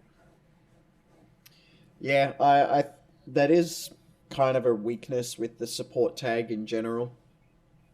I'm gonna say then that I guess the problem occurs once he's leveled up, because if you're infinitely rallying in a round, they've both got unyielding and they can't die anyway. Yeah. So if you do get to Playful Trickster and level up Tarek, then you just win. Or if your opponent just isn't able to like tank your guys, or unable to trade your guys enough on the front side, Tarek can still win. It's actually like kind of super doable. Yeah, it doesn't seem too hard to pull off, right? Yeah. You need a flip Tarek, and then you need to have another unit on the board and Do you need playful a flip? trickster in hand. Do you need a flip Tarek? Okay. Okay, Can't you so go? you can You do don't it. need the flip Tarek. You can do it without a flipped Tarek. But Tarek would just be running into their guys. Yeah. Yeah. So okay, then but it's just about, can you survive combat enough times that your opponent now no longer has units on the board, and you still have both your 2 units. you just gotta be able to proc off enough abilities, like to flip him, right? So, all right. So if you go like I don't know, like you skip 1, skip 2, turn 3. I don't know. You play like some free cost guy, right? Then you can go Tarot. Oh, you don't have to spell mana to. You don't have to spell mana to play. Play for tricks on the same turn. I don't think this is an early game combo. Yeah, I think you're looking at like early on you try to flip Tarek, and then that way later on you've already got Tarek flipped. You play like a second Tarek. Yeah, it's just you try to like make it happen. That's alternate win con. Yeah, yeah, yeah. And Targon's got spell shield as well. So if your opponent's just like, oh yeah, Will of Ionia or some shit, it's like, spell shield or whatever. Yeah, okay. But all right, Tarek's got some gimmicks, infinite gimmicks, and Shards of the Mountain seems really fun, and it's an epic as well. So that's how Riot's going to get your money. All right, there's more support dudes. There's a couple more cards down the bottom. We'll do the support guys, and then we'll go into Arbiter. So the first one, Tiari. Tiari, the Traveler, 2 cost 2/2 support. Grant my supported ally +0/+2. So he's like War Chefs, but worse. Permanent health is the trade-off. Oh, it's permanent health. Okay, not for permanent. Okay, not worse. So in terms of stats, yes, but yeah, I didn't realize. Yeah, it's permanent plus the health. That's pretty good. And I guess when you're looking at things like, Mountain Goat, this is where he gets the permanent health from. Yeah. That's pretty good then. Yeah. The 3-cost guy is also Grant. The mentor is also Grant. I don't know if you noticed that before. Oh, no, okay. Yeah. I mean, I know that. Oh, seems like something to know. A lot of these supports are going to be Grant. I think there are some that aren't, but okay. Lulu's cards have give effects.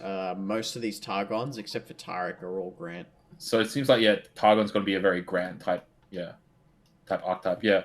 All right. 2 cost 2/2 with support seems pretty good. I swear, like all these support cards are just going to do really well with Challenger. Like if you play with Demacia, you just got like go turn 1 the bird, turn 2 this guy. You can make your bird a 2/3, take out your opponent's like 2/2 or something. Yeah. Mm. Yeah, challenge is usually pretty good when it's supported by something, because you get to pick what you're gonna do a massive value trade with, right? Yeah. Or not a value trade, maybe just like get something away from all your other stuff. Yeah. Interesting. Oh yeah. Okay. Yeah. Because it's like you don't want to be like, because you want your guys to fight your opponent's guys when you're attacking, because your support gives you so much value. So yeah, you really want Challenger in this archetype. Yeah, depending on how good their Allegiance guy is, you could probably just go like full Allegiance Targon with like, I don't know, 3 on guards or something. Is it on guard? What's the Demacia spot that gives all you guys Challenger? Yeah, I'd give all your units Challenger. Yeah. It's just like Allegiance Targon with on guard. Alternatively, I mean, on guard's the cheapest way to do it, but you could also play the Sheriff from Bilgewater and give all of your enemies vulnerable. Oh, true. Yeah, that's the easy way of doing it. Yeah, that's a good card as well. That's what they do in the Undying strategies. Oh yeah, they run it with her now. You just bomb the board and then run all your Undyings into your opponent's shit. Yeah. Okay. Yeah, so it seems like a lot of scope for like cards like Tiari. So next card, Mountain Sojourners. 5 cost 2/5. Support. Grant my supported ally +2/+2. If that ally has support, also granted supported ally +2/+2. So I will say, this effect is Riot confirmed to chain all the way down your board. So if you go support into support into support into support, all of those units get 2/2. Really? Yeah. So it's not just the next two. It's not the card this is buffing and the card that is buffing. It will keep it's chaining also, it'll keep chaining as long as you keep having supports down the line. Wow. So okay.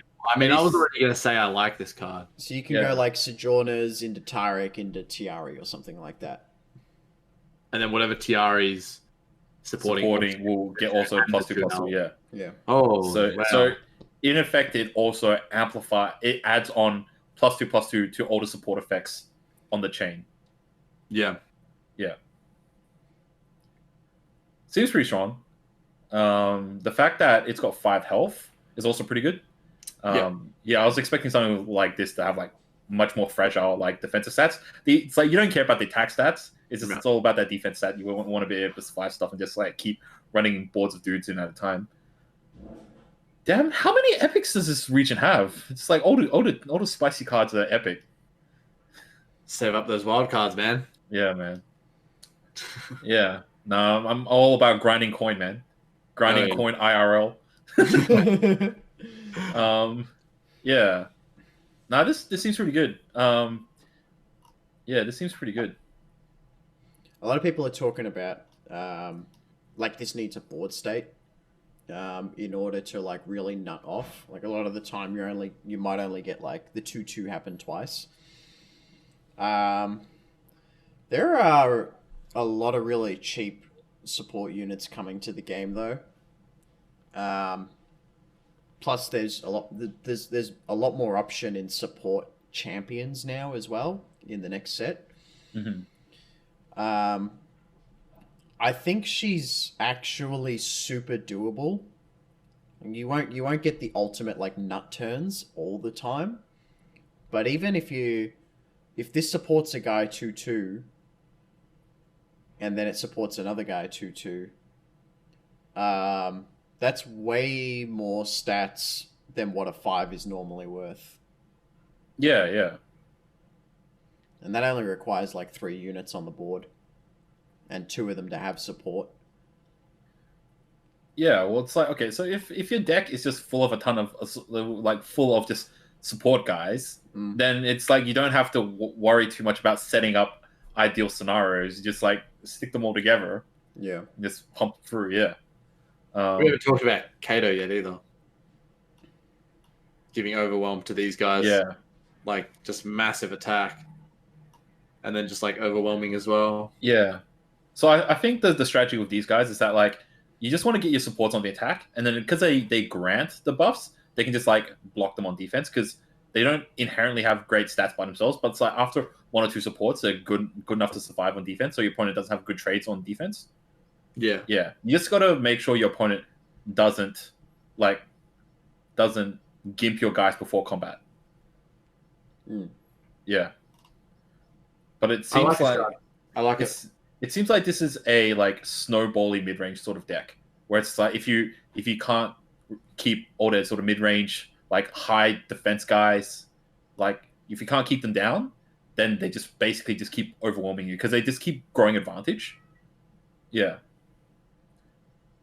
Yeah, so it seems strong. And then you keep healing them with gems. I don't think you actually have the space in your curve to play gem creators if you're playing the support strat. I think if you're playing the support strat, you just don't even worry about the gems. Just chuck down support guys and send them all in. Yeah. You don't think you'd run that mentor of the stones? Oh yeah, maybe. Okay. Like even like a 2 of like that's still a bit of gems. You keep your guys healthy like early on or even later on. Yeah, yeah. It depends on whatever support shit you got around that like that area. Yeah, yeah. Depends on like, what your other region is as well. Yeah. Yeah. Okay. And finally, the final card for Targon that we've seen is Arbiter of the Peak. So it's a 10 cost 6/6 overwhelm. Reduce my cost by 1 for each time you've targeted supporter allies this game. This card seems like okay. So stat wise, he's like not amazing. So he's not like She Who Endures or whatever, right? But 6/6 overwhelm is pretty good. Let's see. It probably ends up becoming like a 3 or 4 cost by the time turn 5 or 6 rolls around. Maybe. Yep. If you go So heavy on gems, yeah. Yeah, if you're not doing the gem thing, then support you could probably get like 4 or 5 procs of support on it, right? So it makes it like a 5 cost 6/6 overwhelm, which is not bad. If you're playing the gem shit, you could probably go down to 4 by like your turn 5 or something. Maybe a little bit later than that. But it feels like he's going to be like a cheap mid-range overwhelm guy that you can play. Yeah. I was talking to my chat about this card. This is like a good 5-drop and an average 6-drop. Yeah. Anything below 5, are you getting like just way more than what actually is. Yeah. I don't think it's. I think it's a win more card. Yeah, like you're not winning games because you can play a 4 cost 6/6 overwhelm on like turn 5 or 6. No. Yeah, it's like even if it's like a free cost 6/6 overwhelm that you're playing on like turn 7, it's like you're playing it for free cost. It's like it's a good amount of stats on the board for reasonably like cost effective, but it's not necessarily like winning the game. So I'm like, you can probably put like 2 in your deck and it's probably fine, but like I'm not sure if it's necessary. Yeah, dude, I'd go 3 of. Remember the kind of deck you'd be playing with this card. You're looking at like support cards. If you've already got like a nice board with a few supporters on the board, and like you drop this guy for like 2 mana or some shit, like you got 2 of them, like just drop them both down, like whatever, and then you just like buff the crap out of them even further. Like when you go in for an attack, like that's very threatening. Like if you're looking at like 8 attack, 2 8-attack minions with Overwhelm, like they got to do something big there to like really like stop that. Sojourner's into Mentor into this guy's pretty nutty. Yeah. That puts him up to like a 10/10. Yeah. Yeah, but they're permanent as well, right? Yeah, it is permanent. Yeah. Yeah. And then like after he, like, you know, they might block him with like a 4/4 or something, and then you just heal him back up. He gets more attack from healing him from the gems and stuff. Like, yeah, I think there's a lot of things you can do with this card. I like this card. I think it's a very good one. I like these cards where that you can reduce the cost, depending on like how heavily you invest into the thing. Yeah, but they're also like super dead for like the first 6 games of the turn. Yeah, but you don't expect to play it in the first like 6, right? Yeah. So it's like usually those sort of cards you only have like 2 of or something. Just very nitpicky, but like I wouldn't run it free. But like it's okay. I guess it's not bad if you can push through. Like yeah. Depends on like what draw and cycle the region has, which I assume, considering how good how defensive or buffing this region is, I assume it will basically have like no good removal, and it probably has very little cycling or draw, I would assume. We haven't seen any type of draw yet, have we? Yeah, definitely. So we don't really know.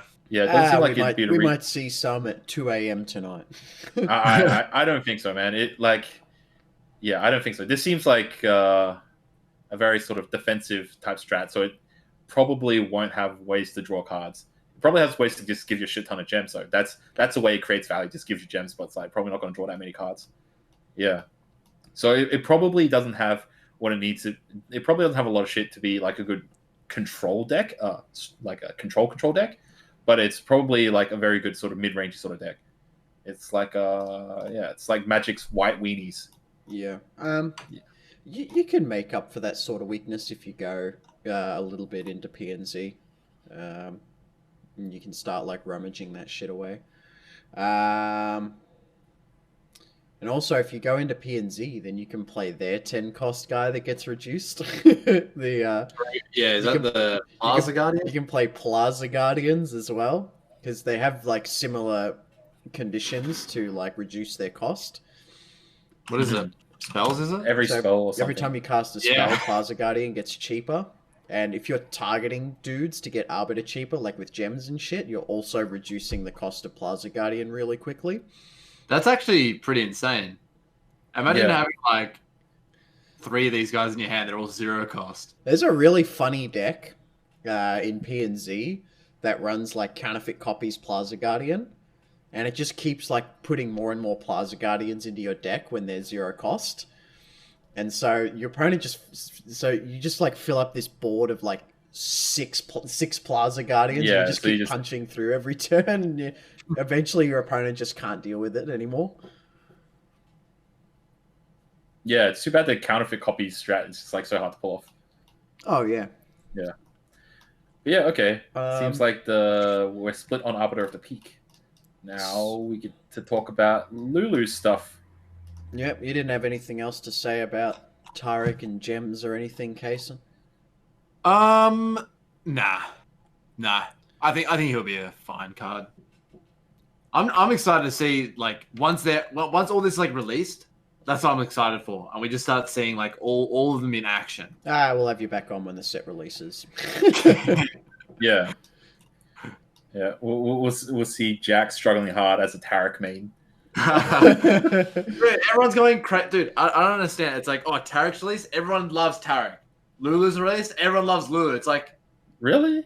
Still like other champions that we're getting, guys. Like these, like I don't know. I'm not too big on these. Yeah, the funniest thing, next one. You know, I've been a Tarek fan for a very long time. I've been a Tarek fan longer than Tarek has looked like this. Yes, dude. I knew him before that as well. Yep. And suddenly Tarek's getting released one night, and all these like Tarek fans just start coming out of the woodworks. Yeah. I'm like, where the fuck you people been this whole time? No one ever talks about Tarek, and now suddenly he's being released as a card in LOR, and you're all like, oh my god, it's Tarek! Oh my god, he's so cool!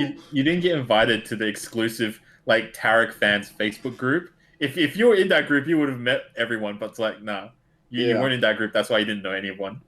I feel like I'm one of the most well-known Tarek lovers on the planet. Except for that one guy that plays Tarek Jungle in Masters NA. Like, you should have made a Facebook group, man. Should have been you should make... Alright, after this podcast, just, like, make a Facebook group, like, Tarek fans or whatever. Just invite people. Just post up in the main groups, like, hey, if you're a Tarek fan or if you're Tarek main, join this group. Alright. Let's talk about Lala. Okay, so Lulu... Oh, man. Could you make any of this any more low-res? It's a... Lulu, the champion, is a free cost 2/free. Her front side says, support. My supporter allies gain... My supporter ally grows up to 4/4 this round. To level her up, our allies have been supported 3+ times. Yeah, dude, like, making it bigger doesn't help, man. It's just low res. It's what Riot provided us, man. I can't do any better. Okay. Yeah, so it's a... free cost 2/free. And then she levels up when our allies have been supported 3+ times. On her leveled up side, free cost 3/4, so she gets +1/+1. At the round start, create a fleeting help picks in your hand, and on support, your supporter ally grows to 5/5 this round. And help picks is a 1-cost burst spell. Grant an ally barrier or an enemy vulnerable this round. Can't be cast in combat or in response to a spell. And Lulu's spell is Lulu's Whimsy, or just Whimsy. It's a 4-cost burst spell. Transform a follower into a 1/1 squirrel and silence it this round. Shuffle Lulu into your deck. Cool. Yeah. So first of all, Lulu's Whimsy. They just stole Polymorph, right? Yeah, it's Polymorph. You have no idea how much people were fighting about this card last night. So Swim has stopped playing the game, and instead he streams every night, and he just talks about card releases, and he brings other top players on to talk about card releases. I have never seen so many people so divided arguing about how good Lulu's Whimsy is at any one time. Like, there are people out there saying that this is the nuttiest card on the planet, it's going to be nerfed within the first week, and then I have people saying that this is hot garbage, it's a 4-mana Purify, it's terrible, you'll never use it, it'll never be useful. And then there are people in the middle who are just like, I mean, it's okay, it's a decent card, it depends on the meta, things like that. And some of the arguing that was going on in the chat was like savage. And sometimes a bit mean. Sometimes you have someone on who's giving their opinion, and there are people in chat saying, nah, fuck this guy, go next. I think Lulu's Whimsy is really strong. Oh, actually, okay, maybe not really strong. I think it's strong. Sounds like the other side of the Legends of Runeterra community. The side we haven't seen yet. Yeah. Oh, Yeah. Like it offers like it deals with a lot of problems. Yeah, it deals quite effectively with a lot of problems. Silence is a really strong effect in this game. It's so strong that they couldn't even allow it to affect champions. 4 cost is a little bit high. That's the biggest drawback. But if it's not a champion, this card solves the problem. At least for this round. So if it's in, yeah. I want to ask with Lulu with a level up condition, our allies have been supported 3+ times. It doesn't matter where she is, does it? She doesn't need to be on the board and no, see them. she can be leveled in the deck. Yeah. But I think most of the time she'll be coming out unleveled. Yeah. Like, because you're expecting to play her. Like, you're hoping to play her. She's giving a suit up. She's giving a suit up for the round. That's crazy. It's pretty strong. Yeah. I think that's pretty legit. If you're playing her early, making a guy 4/4 that early on in the game is really, really strong. Oh yeah, big time. Like you're turning on turn 3, you're turning like a 1-cost unit into Badger Bear. Classic Badger Bear. Yeah, and like or Escape Abomination. Then when they shrink back down, like they'll keep health equal to like how much health they have remaining. Yeah, and they won't. So like the comparison to Suit Up. So Suit Up will make like a 3/7, like a 4/4. But Lulu would make a 2/7, a 4/7. So to speak. This makes all those cheap strike guys really strong, like all those early strike guys, because they can survive the combat. Yeah. Like I like Lulu a lot. I think she's pretty legit. She seems really strong. And on the leveled up side, you get help picks. Help picks is so strong. It's a 1-cost burst card that gives a barrier or vulnerable every single round. Shit, man. Yeah. 1-cost barrier? Yeah. It's like it's so good. Play this with Shen or something. Just get barriers, buff dudes, support shit. Give the barrier to Shen. Yeah. Make Shen like 4 attack. Just do whatever, yeah. Yeah. No, I think Lulu's people were getting. No, people were questioning the whimsy. I don't see it. Yeah, I guess the whimsy, right? I don't see it. The most divisive people were getting about Lulu. Everyone's pretty much in agreement with a lot of the cards except for Whimsy. As for Lulu, like the most differing opinion anyone gave was like one guy said that the 3 health concerns him. Not that it's bad, not that the card is bad. He just said Lulu being at 3 health and needing to attack kind of concerns him. Because play challenger dudes, man. Because like she's not as safe or whatever. But he didn't say she's bad. He didn't say she's unplayable. He just said, I don't know. She kind of concerns me a little bit with the stat line. That's all he said. So he's not even health. Yeah, free health for that part of the game is not a weakness. It's fine. Like it could. Yeah, it's like it could be higher, but it's not fragile. Yeah. Yeah, no, but she's like, yeah, it's like it's just like in League of Legends. She's a support character, so she can't be on the front lines, but she needs to be close to the group to fight. So you need a tank in front of her. Yeah. Yeah. Regardless, I think she's pretty good. Yeah. Although it's just like, yeah, you can do some pretty nutty things. It's like, yeah, do some pretty nutty things with Lulu. Yeah. Yeah. There's also I mean, suppose we talk about it a bit later on. Oh wow, making this bigger really fucked up my dock.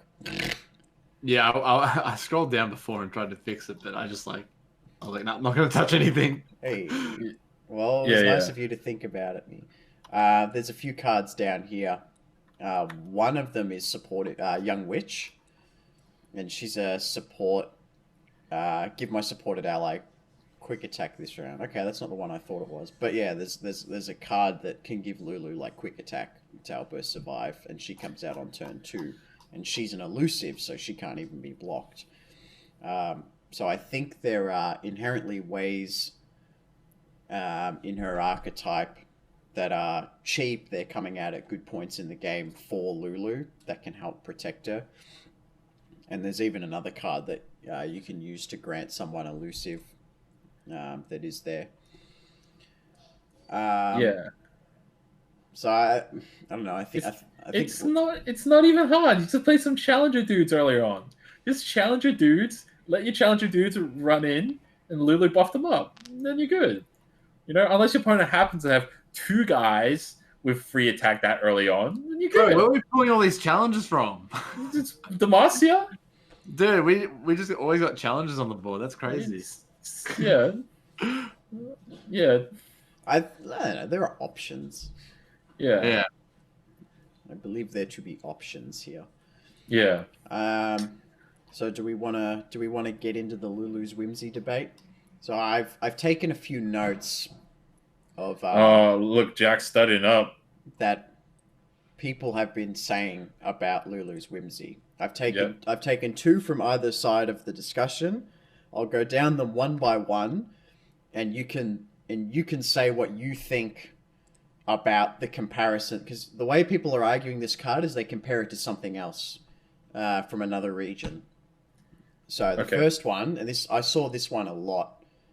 A lot of people are calling Whimsy a 4-mana vengeance.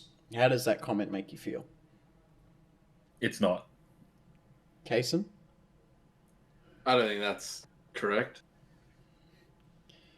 So a lot of people are saying that this is a 4-mana burst spell that practically removes a guy from the board. Also incorrect. Yeah, I mean, I know what they're getting at. Like, because a 1/1's like just nothing, right? Compared to what it was. Usually it's going to be something big, maybe like what's that Bright Steel guy with it gives barrier to everyone, right? Yeah. Well, you change that into a 1/1, then it's like that's a big value there, and it's burst, so they can't do anything about it. So it's like you can usually expect this to give a guy -3, like -3, -3, or -4, -4 maybe. Yeah. If you're getting like more minuses from there, then that's obviously really good, right? The silence on it creates a lot of value though. Yeah. Like it just means death rattle abilities just like don't do shit. Yeah. And it makes it a squirrel as well. So I don't know. Like it can dick out like certain Shadow Isle strats because they have a squirrel that dies. So if they have like random revival shit, it might revive a 1/1 squirrel. That's pretty funny, actually. I'm surprised that this is one of the cards that you can't or that you can cast in combat or response to a spell. I think that's why it's cost that 4. Yeah. Like it basically, like in combat, it basically means you just win the combat. The guy dies basically for free. Yeah. They get like no value from there. So my issue with the vengeance comment is that like if you use it in combat, like it is pretty hard for your opponent to protect their little squirrel after you cast this. Like they will have to cast something else on top to protect it. But there are a lot of really powerful followers that sort of just sit on the backboard. And if you cast Whimsy on them, you then have to cast another spell on top of it to remove it. So it ends up being like around the same cost as Vengeance anyway. Maybe you saved like one mana. Because you probably Whimsy it, then you have to shoot it with... Yeah. So that's why it doesn't single-handedly deal with a problem. You need like combat or additional follow-up in order to kill the guy. Yeah. Like the way I see it, it's very similar in its function as Will of Ionia to me.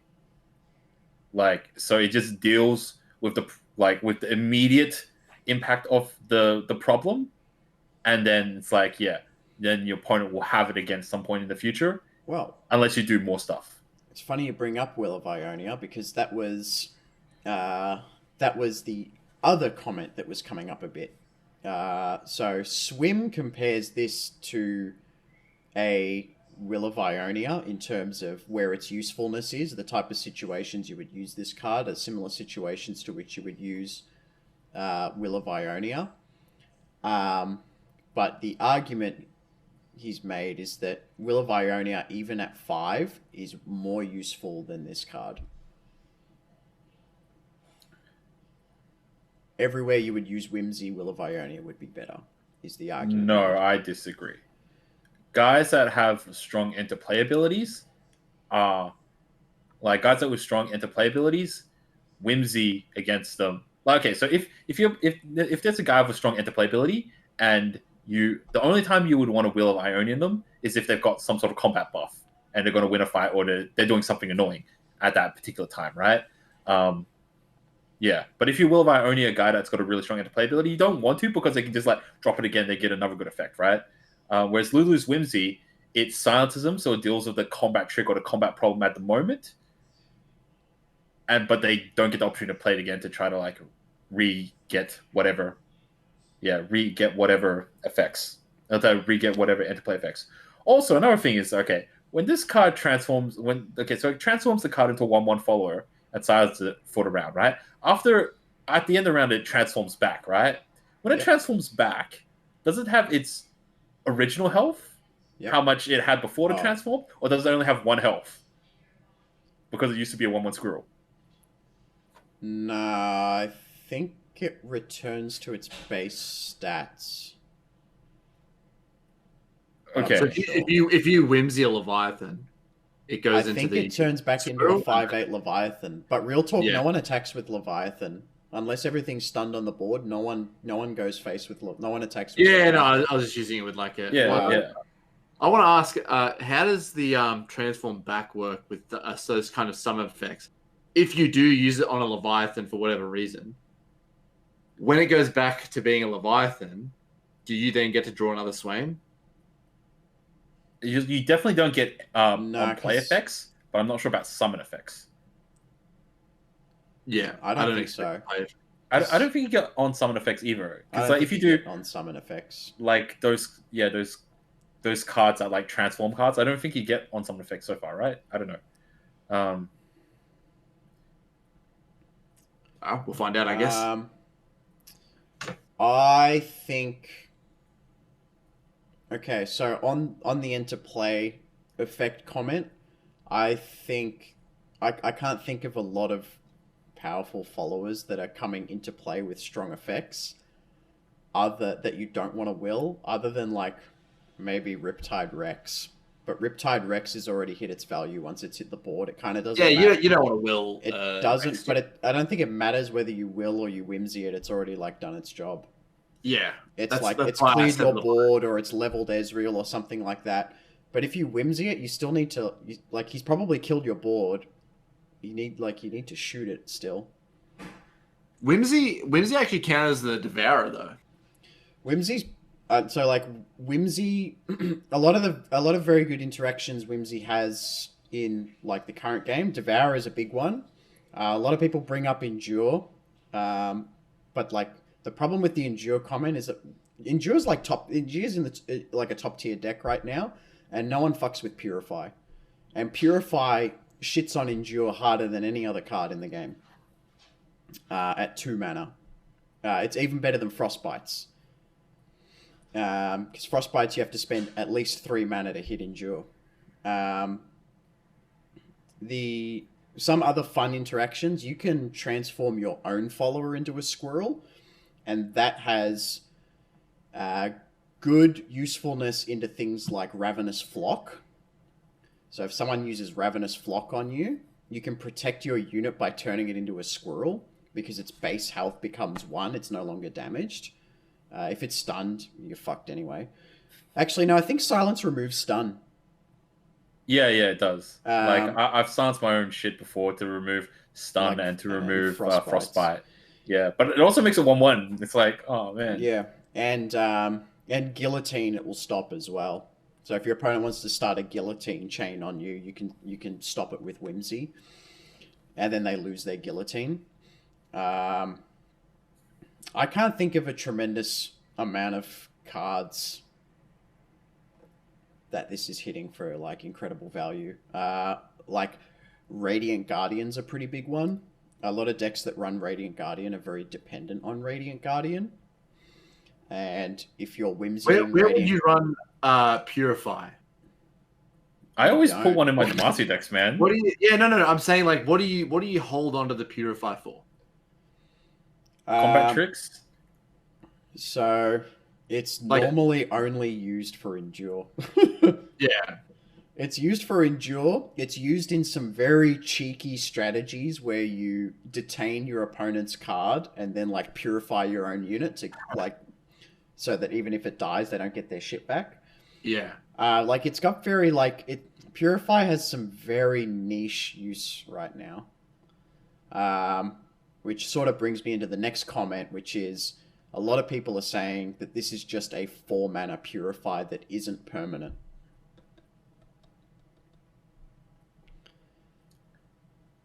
But like kind of another way to look at it is that it's like it can also act like a Fury of the North as well. That was the fourth comment I had. Oh my god! I'm just. I have them all. Yeah. A lot of people are saying 4-mana Vengeance. A lot of people are saying it's a better or more flexible Fury of the North, which a lot of people disagree with that comment as well. A lot of people disagree with all these comments, by the way. Will of Ionia and Purify are the 4 main cards that this has been compared to. So I feel that now that I think about this, right? Whimsy is like it's like the Rorschach test, right? When you see this card, what do you think? And that determines what your mentality as a player is, right? So I like combat tricks and I like versatility and interesting use and shit. In terms of like pure value and shit, like the swim players, it's like, oh yeah, it's worse than Will of Ionia. Yeah.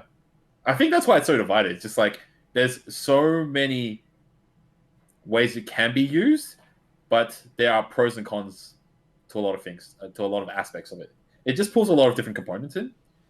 So it's a silence, it changes the guy, and it also reduces stats. So it does a lot of things. Yeah, it does a lot of things, but it also has a restriction of like it's for the turn as well, right? So yeah, it depends on like it depends on your style as a player as to like whether you can use this card to its full ability. I'm not like hot on this card. Like I think it's I'm sort of somewhere in the middle, but more towards the it's not a great side of in the middle.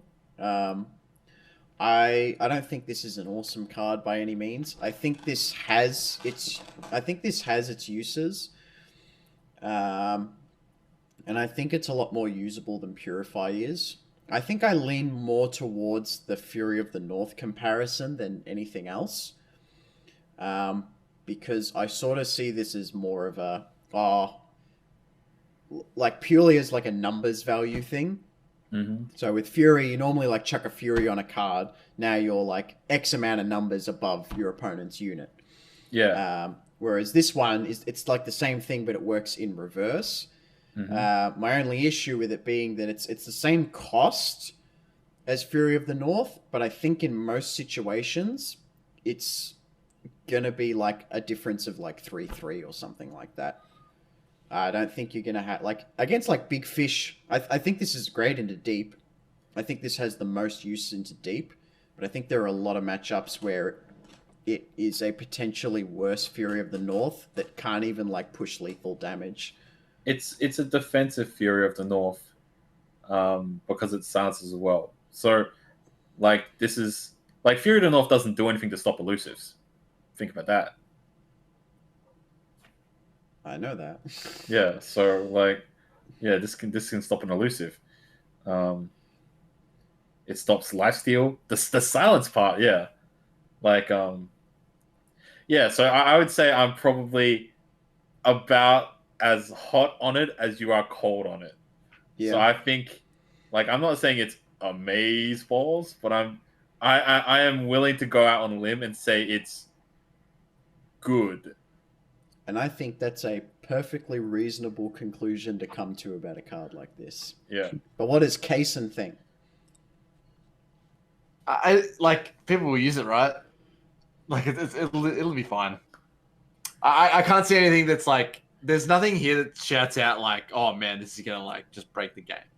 I don't think it's anything like that. Yeah. I think first, like, there's nothing crazy there at all. The thing that drops it below average for me is just that it only hits followers. Yeah, but if you think about the maths, your opponent can only have 6 champions, right? So you can hit every dude they play except for 6 of them. That's most of them.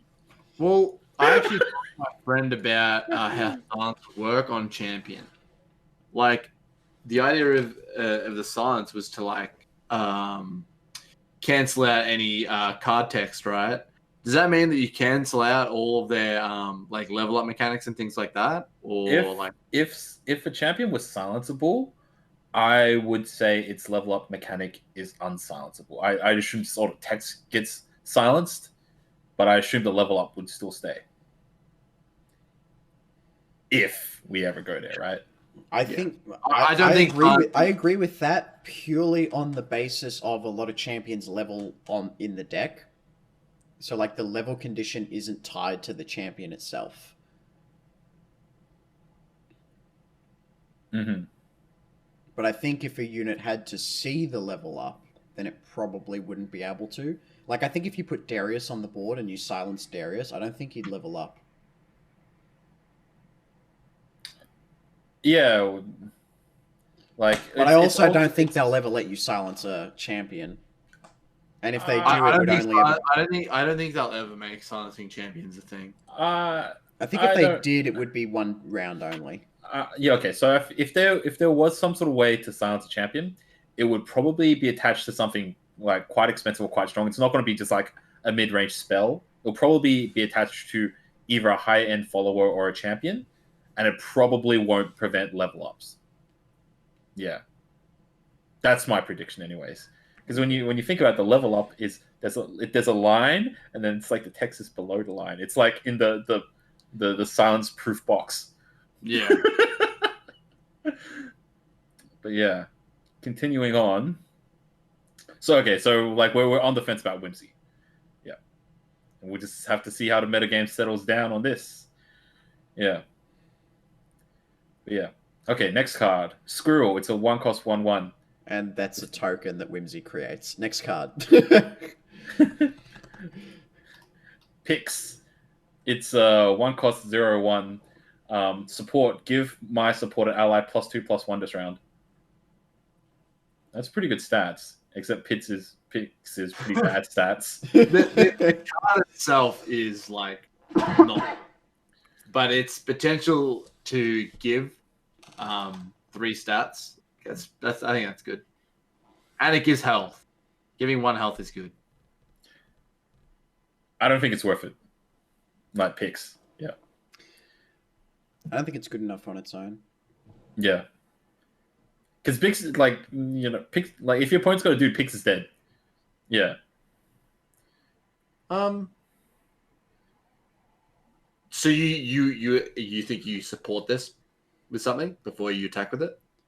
So yeah, you put it in the Mountain Sojourner's chain and you give it 2/2. yeah, give it something. Pix is it depends how much you need to dedicate towards a support strategy. Yeah. But there are probably just better options than Pix. Actually, all right. Like, I can't. See, here's the thing, right? You can get more support value if you play more dudes. So it's like, normally you just like, in most games, you just want to curve. Like, all right, just 3, 4, 5 or whatever, right? But there's nothing stopping you on like, say, turn 4, just playing 2 or 3 Pixes, right? Hypothetically. So they all become what? Well, like the 2 at the end become what? They're just two twos. Oh, that's still bad. Okay, no, fuck that. All right. Yeah. I was thinking, like, if you stack a whole bunch of pieces together, it's like become 3 threes. It's like, no, okay, 2 twos. That's too bad. Is like just on its own isn't good. Yeah, that's yeah. To be honest, I think it would be a pretty funny way to continue a funny and cheap way to continue a Sojourner's chain. Yeah. Just like right at the end. But still, it's not even good. Yeah, it's like the extra stats that Pix gives isn't more than just like a 1 cost 2/2 would give. So it's like you have to jump through the hoop of having to give Pix's stats to someone. You know, if Pix gave like, I don't know, +2/+3 or some shit, or +3/+2 or something, gave more stats than usual, but you had to jump through the hoop of having to support a guy, then I could get on board. But yeah, the payoff is not good enough. Yeah. Let's move on. Yeah. Next card, Fey Guide, 4 cost 3/3. On play, grant an ally elusive. It's Ionia. So Ionia's already got elusive guys, and elusives kind of suck right now because the elusive stats are pretty bad. Grant an ally elusive. That's okay. But giving an ally elusive is good. Yeah. But doesn't Ionia also have Ghost? It does. Yeah. Wait, Ghost is for the turn, right? Yeah. Subworks map is Grant, right? Yep. Subworks map is a 2-cost burst card that you can put in your deck, or alternatively, you can run Allegiance and play a Snipe Scavenger, which gives you a free map for the turn. But at the end of the turn, it just turns into a normal 2-cost map. Oh, what? Does it? Yeah. That pissed me off because I was playing Henchman Pursuit the other night. And like I would play some Snipe to get a map, and then I'd play fucking Henchman the next turn, and I had a fucking 2-cost map, and I'm like, I can't play Rally now. I was so mad. I think so. Like, there's like 2 ways to use Fey Guide, I guess. The first one is you put it on one of your weak support units if you're in that strategy, and the other way is you just put it on some big fat card that is going to like punch 10 damage to the face or something like that. I feel like this could be seen play in the Yasuo Swain deck, where you have those it's like the 2-mana 1/3 with quick attack, and then every time you stun they get like 2 attack, and then by the end of the game they're like still on the board and they're like a 19-3 or something, and then you give it elusive and you just like attack their face. Or you can give it to Swain and then punch them in the face and then deal free to all their shit. Yep. Giving it to Swain's another. Yeah. You can also just run Might.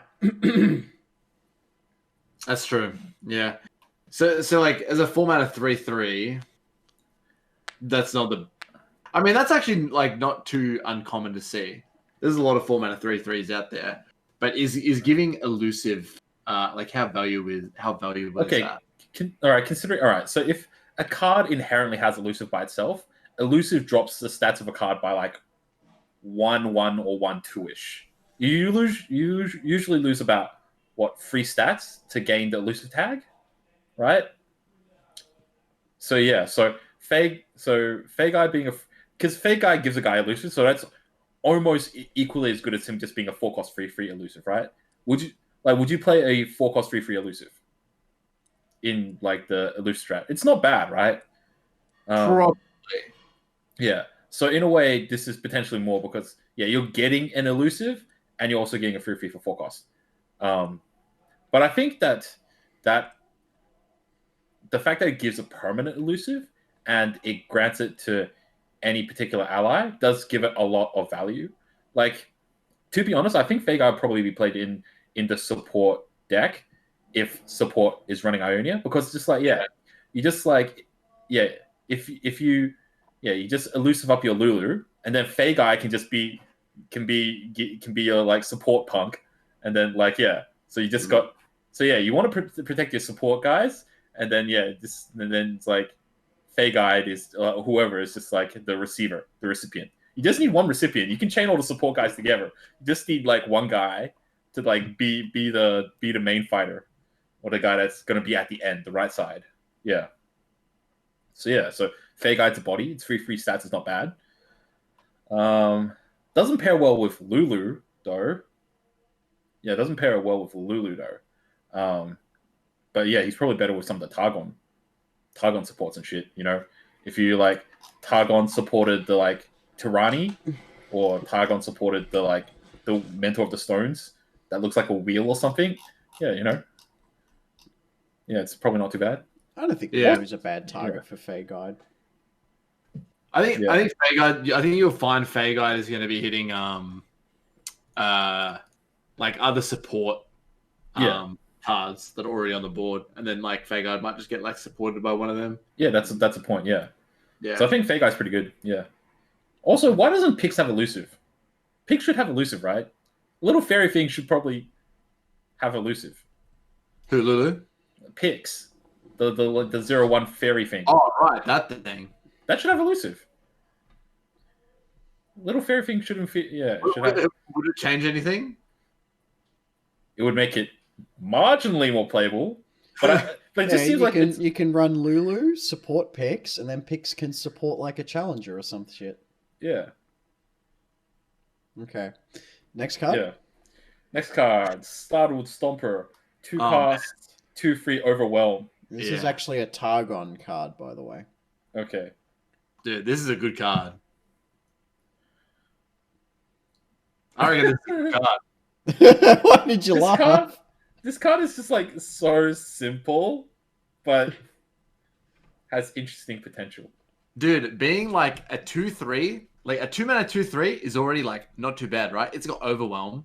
Chances are, like by the looks of things, we're going to be supporting this guy, and we're going to be giving him attack. We're going to be giving him health. He's going to be tanky. He's going to be just hitting the face like every turn. And then we're going to heal him up with gems, all right? And give him more attack. Dude, this thing is... Trust me. I reckon this Actually, is a good card. I like this one. I'm starting to get on board with you. Okay. This is your new ballista, my man. Yeah. Dude, forget the 3-mana 4/3. Yeah. So skip turn 1, turn 2 elephant, turn 3 standalone.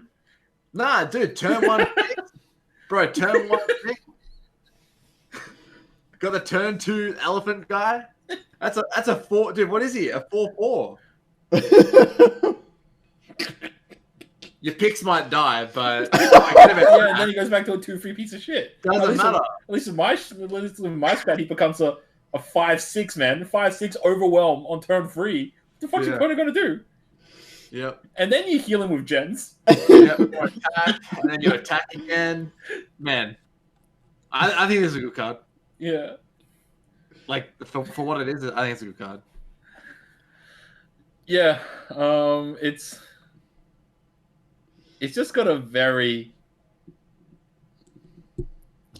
blank slate that can fit into a lot of parts. And it's got like the 2/3 stat line and the keyword that's pretty good. Yeah, so it's well statted. Yeah. Yep. Good. Okay. Oh shit, there's some more cards to talk about? Yes. I love these new release episodes. Next card is Flower Child. It's a 1-cost 1/2. When I'm supported, grant me +2 attack. So it becomes effectively a free 2 while supported. But the support would normally give it something as well. Yeah.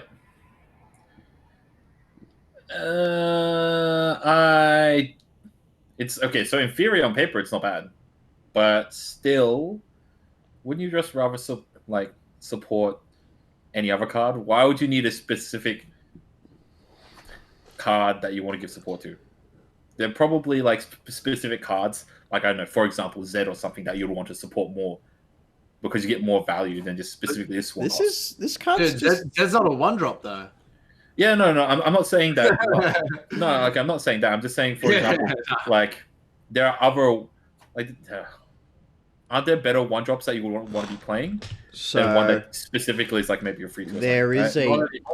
There is a infinitely scaling unit that is a one drop, in the Shen deck, whose name I can't remember right now. It's the barrier chick. Greenglade Caretaker. So when an ally gains barrier, grant me +2/+0, which is virtually the same thing as this, because a lot of the time you're giving Greenglade Caretaker the barrier.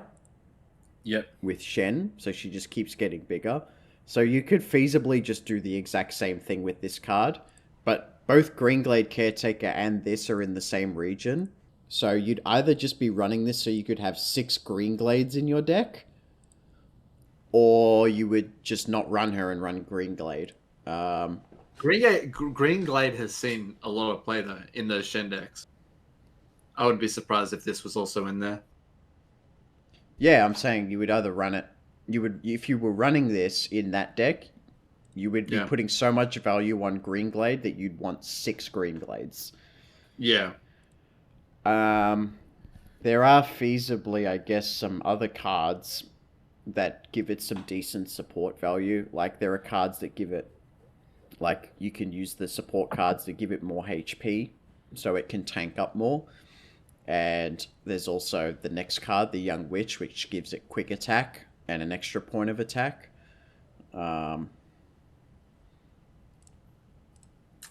don't think like the support strategies necessarily want guys that can give themselves more value stats when they get supported. I think you want guys that are actually doing the fighting, right? Because it doesn't matter if you have a whole bunch of support guys. You want to pump something up that's going to try to deal with the combat, right? You know what? I think it's good we talked about this card directly after Startled Stomper, right?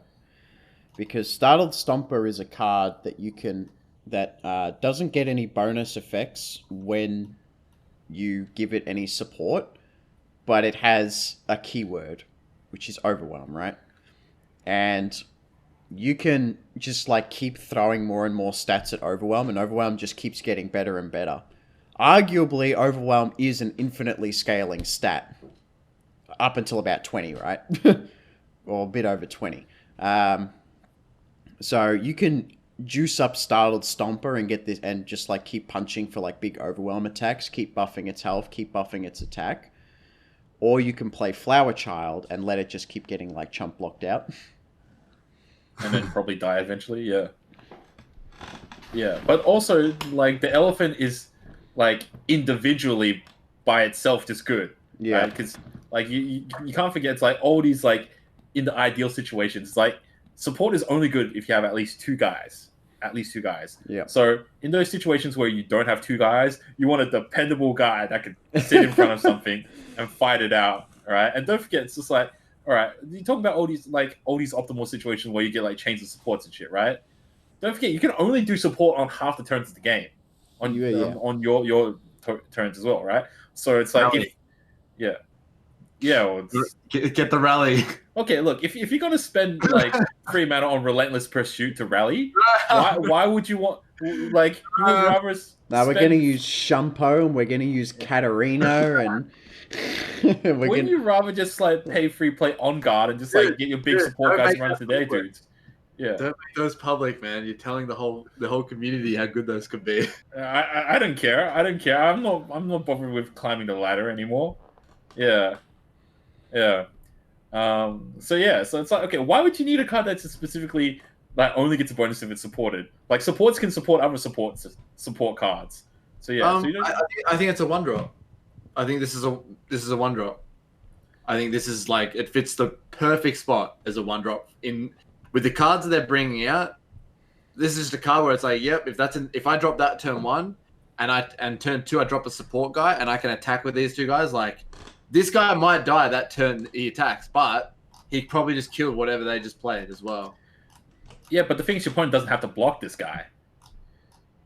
I mean, if he doesn't block, then this guy's like a sticky little... I think he means more you can shoot it for 2 damage and just not care. Even though, technically it's a one drop, so it's like even if your opponent does shoot it, your opponent's losing more or whatever. Like, well, I guess there's a green glade, whatever, right? But this fits into this like support archetype that they're trying to push. And this might not just be seen in a barrier deck now, right? I guess at the very least, you can just use it to trade up. Yeah, exactly. Sure, you don't want to see it like turn 9 or whatever, but early on, I think it's fine. I think it's not a good card, but I think it fits the spot as a 1-drop. Like you can't expect much more from a 1-drop, really. No, I'll play picks every time over this. bro, picks can give an egg 2/2. Can make your eggs 2/2. Yes. Haven't you been thinking? Oh man. I've been trying to hold back these Anivia egg comments. All right. Egg strats, yeah. Bro, it's hard. It's hard to do this. Okay. Yeah. So next card is Young Witch. It's a 2-cost 1/1 elusive. On support, give my support ally quick attack and +1 attack this round. Anivia egg. That's all I'm saying. There you go. This is good. This guy has elusive. Yeah. 1 health sucks, but like a make it rain will get him. But if you can pull that off, that's pretty good. In the video, Lulu supports the Young Witch, and then Young Witch supports something else. So Young Witch is hitting the Nexus for like 4 damage when you've got Lulu behind her. Oh, right, yeah, because she's elusive, she ain't getting blocked. Yeah.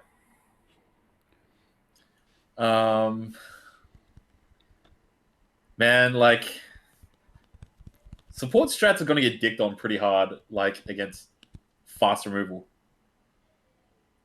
Yeah.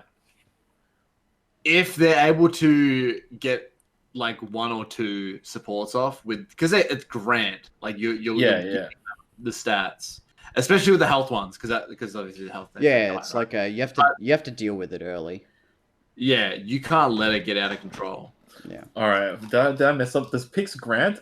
No, Pix is only for the round. Okay, so Pix. No, all the Ionia ones we have are all give, for the record. Okay. All these Ionia cards are give, except for Flower Child grants her self power.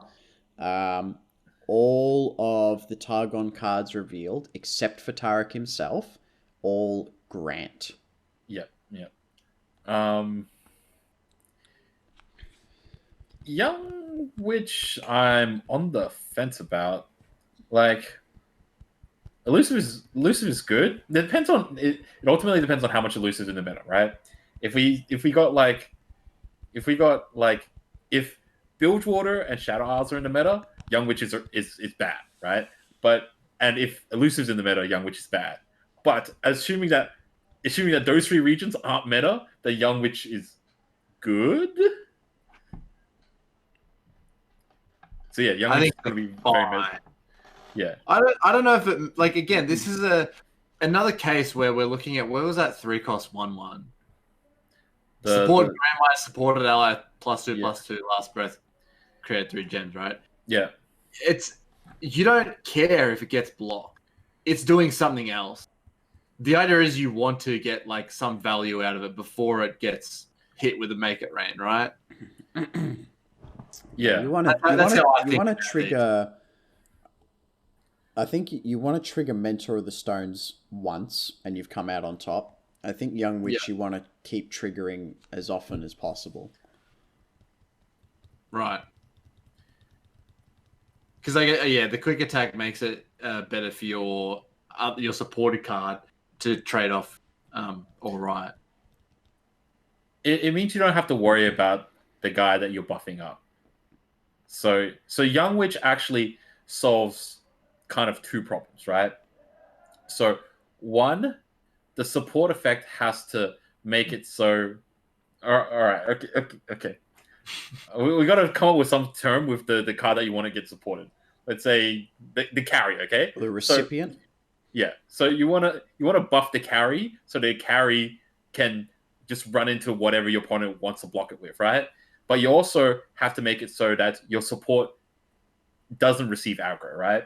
So it either means you send in a challenger guy, or you just send in a guy that's like really beefy or has some sort of really good combat stats, like tough or some shit, right? But quick attack is also pretty good at that. So yeah, so Young Witch actually is pretty decent because it makes your carry able to just like outfight guys, and she's also elusive. So if your opponent doesn't have like elusive dudes, and she's safe. Yeah. I think that early on you don't usually see elusives either, and I doubt they'd trade in a cutthroat. Yeah. So it's like so basically it seems like in the support strat, the guy on the left is the most vulnerable, and the guy on the right is like the guys on the guys on the ends are like the ones that you got to think about. Guy on the end can like get a whole bunch of buffs, and the guy on the left is the most weakest one. So Young Witch is the one you'd always want to put on the left side because she's inherently like hard to block. I don't have anything else to say. Do you want to talk about Tasty? Tasty Feyfolk. It's a free cost 4/2 lifesteal. Did he eat himself, or did someone eat him? I think his mouth's way too small for that to be. Yeah, him. So someone ate him, right? This reminds me of that episode of Simpsons where that Halloween episode where Homer's a donut. He's like, oh, stop peeking at your head. That's what this reminds me of.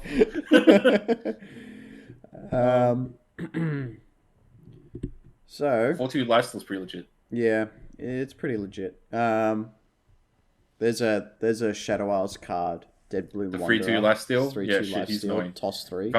If I'm aggro, I fucking Mystic Shot that guy every single time. Yeah, me too. But this guy's a 4/2 lifesteal. Shit, man. Aggro's dead, man. Aggro's dead. Iona can deal with aggro. Just drop some Tasty Feyfolk. You could. I made the argument against the Dreadbloom Wanderer that he gets you deep and this card doesn't. And I still stick to that. He does something when you're playing him on the board. This one doesn't. This guy buys you more time. This guy buys you. No, they just get Mystic Shot first thing. Yeah. Tosses 3. But Ionia can also protect its guys. You can twin disciplines this guy. Yeah. Yeah. I think 4 attack is like, that's a lot of attack for a lifesteal unit. Could you imagine if Tasty Feyfolk... Could you imagine if Tasty Feyfolk was in the game when Basilisk Rider was 6/4? I don't draw the connection. That'd be this trades into Basilisk Rider, and Basilisk Rider does 0 damage. Yeah. Because you take 4 overwhelm. Yeah, okay. 4 from lifesteal. Yeah, dude, that'd be sick. And it's cheaper than Basilisk Rider. This would have been if this was out when I was talking about Basilisk Rider all those weeks ago, I wouldn't have been able to say that Basilisk Rider fucks.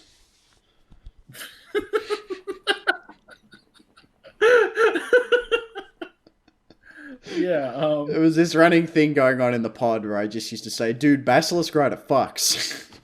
It did. Super does. I was like the only guy when they buffed Basilisk Rider. I was like, dude, this card fucks.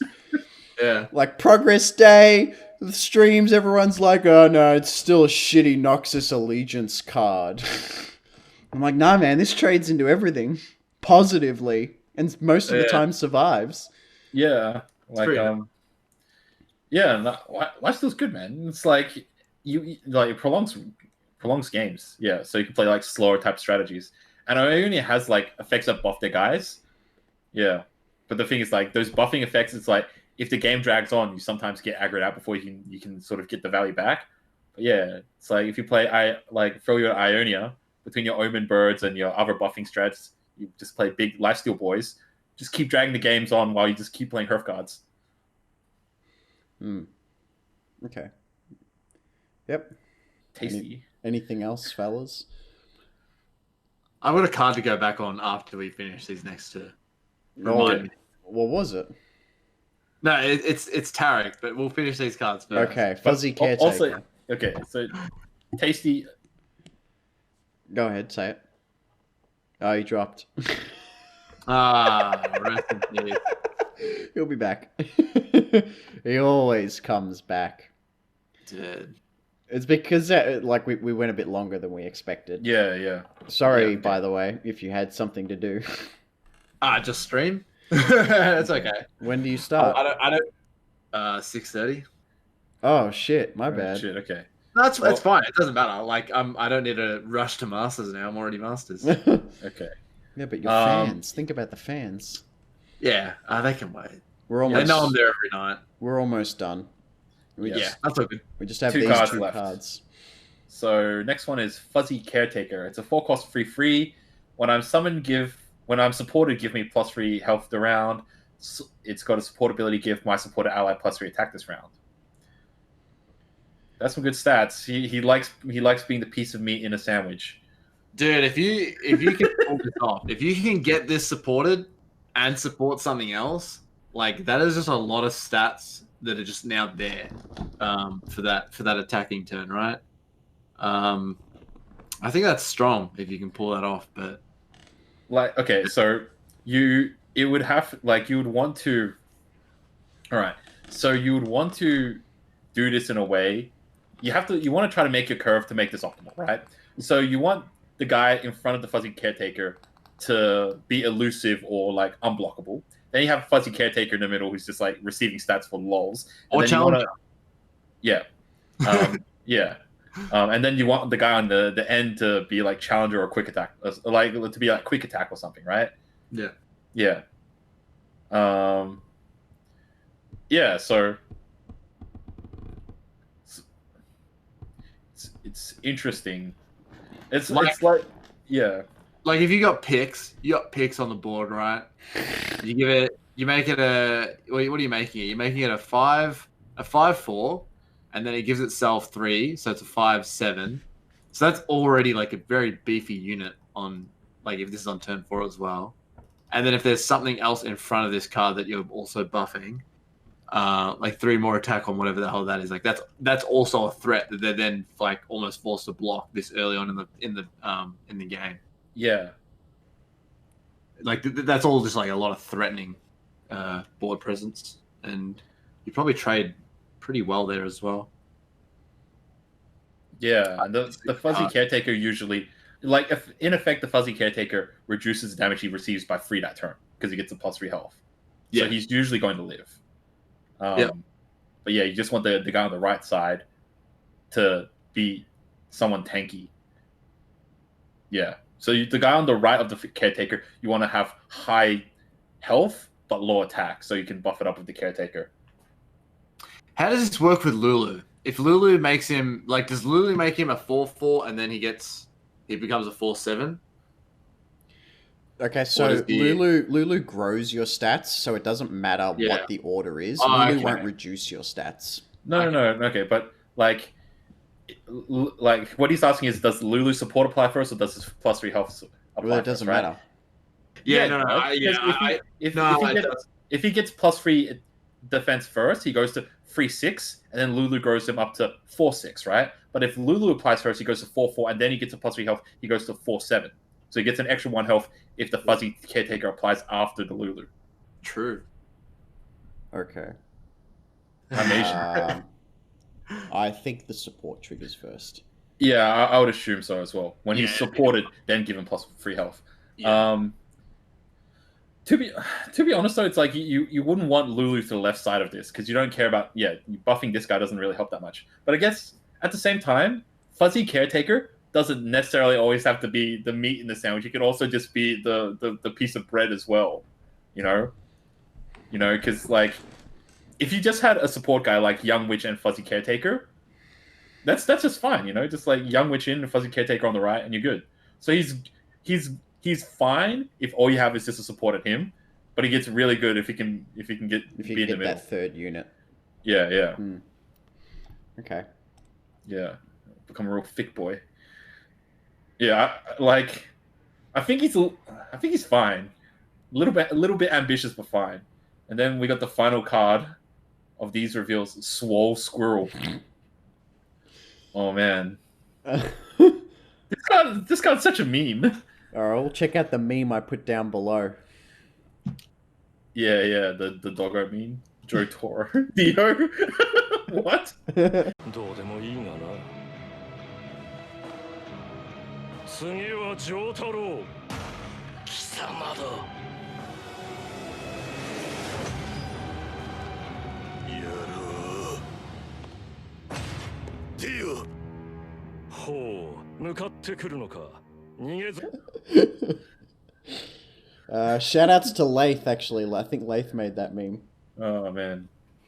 So, Swole Squirrel, 4 cost 3/4 on strike, double its power.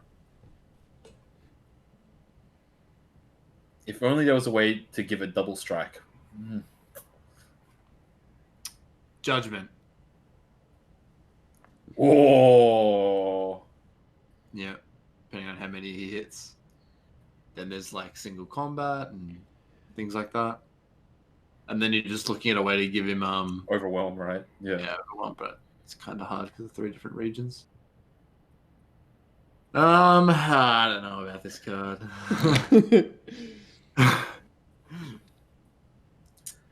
At best, you're killing like 2 units, maybe. Hey. You kill the first one, it survives, and then maybe it survives and you can kill something else. Hey, not all cards were designed to be competitive, right? Yeah. And that's okay. I like this card. I don't think it's like... I think it might actually be played, considering it's a 4-mana 3/4. Yeah. With gems and things like that. Like I was about to say, this got some sweet gem synergy, man. Yeah. I think it just needs if you had an easy way of giving it overwhelm whilst maintaining the healthiness of it, it'd be pretty good. I'm not sure how easy that is. Ionia has quick attack, right? The rush, right? Yeah. Nah, it still doesn't help it out enough. It's just a guy that you can put into your deck. It's yeah. It's fine. Yeah. Like not every card is necessarily a build around card. That's the thing, right? No. Yeah. So it's like sometimes it's just cool. Here's a guy with an effect. It's not worth going full 100% into it, but there are sometimes niche situations where you can get some random hilarious bullshit off it. Yeah. I'm sure we'll see it in some highlight clips where this thing's are like 200 attack or some shit and they just hit face. Yeah. Just like whatever. It's like, just like whatever like spells that can just like buff up its attack, like cheaply, even if it's not for the turn, you can just double that extra power, and then you just like lose the original buff, and you're still good. But yeah, Swole Squirrel. Yep, cool card. Meme worthy. Yeah, definitely. Give it elusive. Yep. Okay. And that's all the cards, but you wanted to talk about Tarek again? Oh yeah, one more thing with Tarek that I thought of, and I kind of had to not laugh about it because we were talking. But what about Dawn and Dusk? Like you Dawn and Dust the Tarek, and then So and then you support them, and then they like Dawn and Dust themselves. And then you just got like a bunch of ephemeral. Supposedly, the Tareks would survive the turn and then be able to block the following turn, but then they'd go away. Oh, really? But if you were running my Garen strategy, which you can't do, actually, so never mind. Oh, damn. Can you tell that anyway? The idea was just like, because Garen rallies you every turn. Oh, yeah. So you just keep attacking with the ephemeral Tareks every turn to keep them alive. Yeah. Yeah. But yeah, it seems hilarious. Yep. I'm excited. I'm excited for more card reveals. I'm keen. Like the game was starting to get stale. This might bring some spice back to the game. Yeah, I'm very excited. Nice to have some cards. Nice to have my favorite champion in the game. So that is it for us on the Funsmiths. Be sure to check out Casein's stream. Link Arena will be in the description. Arena. And that's it. We're done. Thanks for watching. What do you guys think about the cards? Let me know if you're okay. Yeah, let us know in the comments below what you guys think of Whimsy. Yeah, just don't kill each other. actually do kill each other. It's good for the analytics.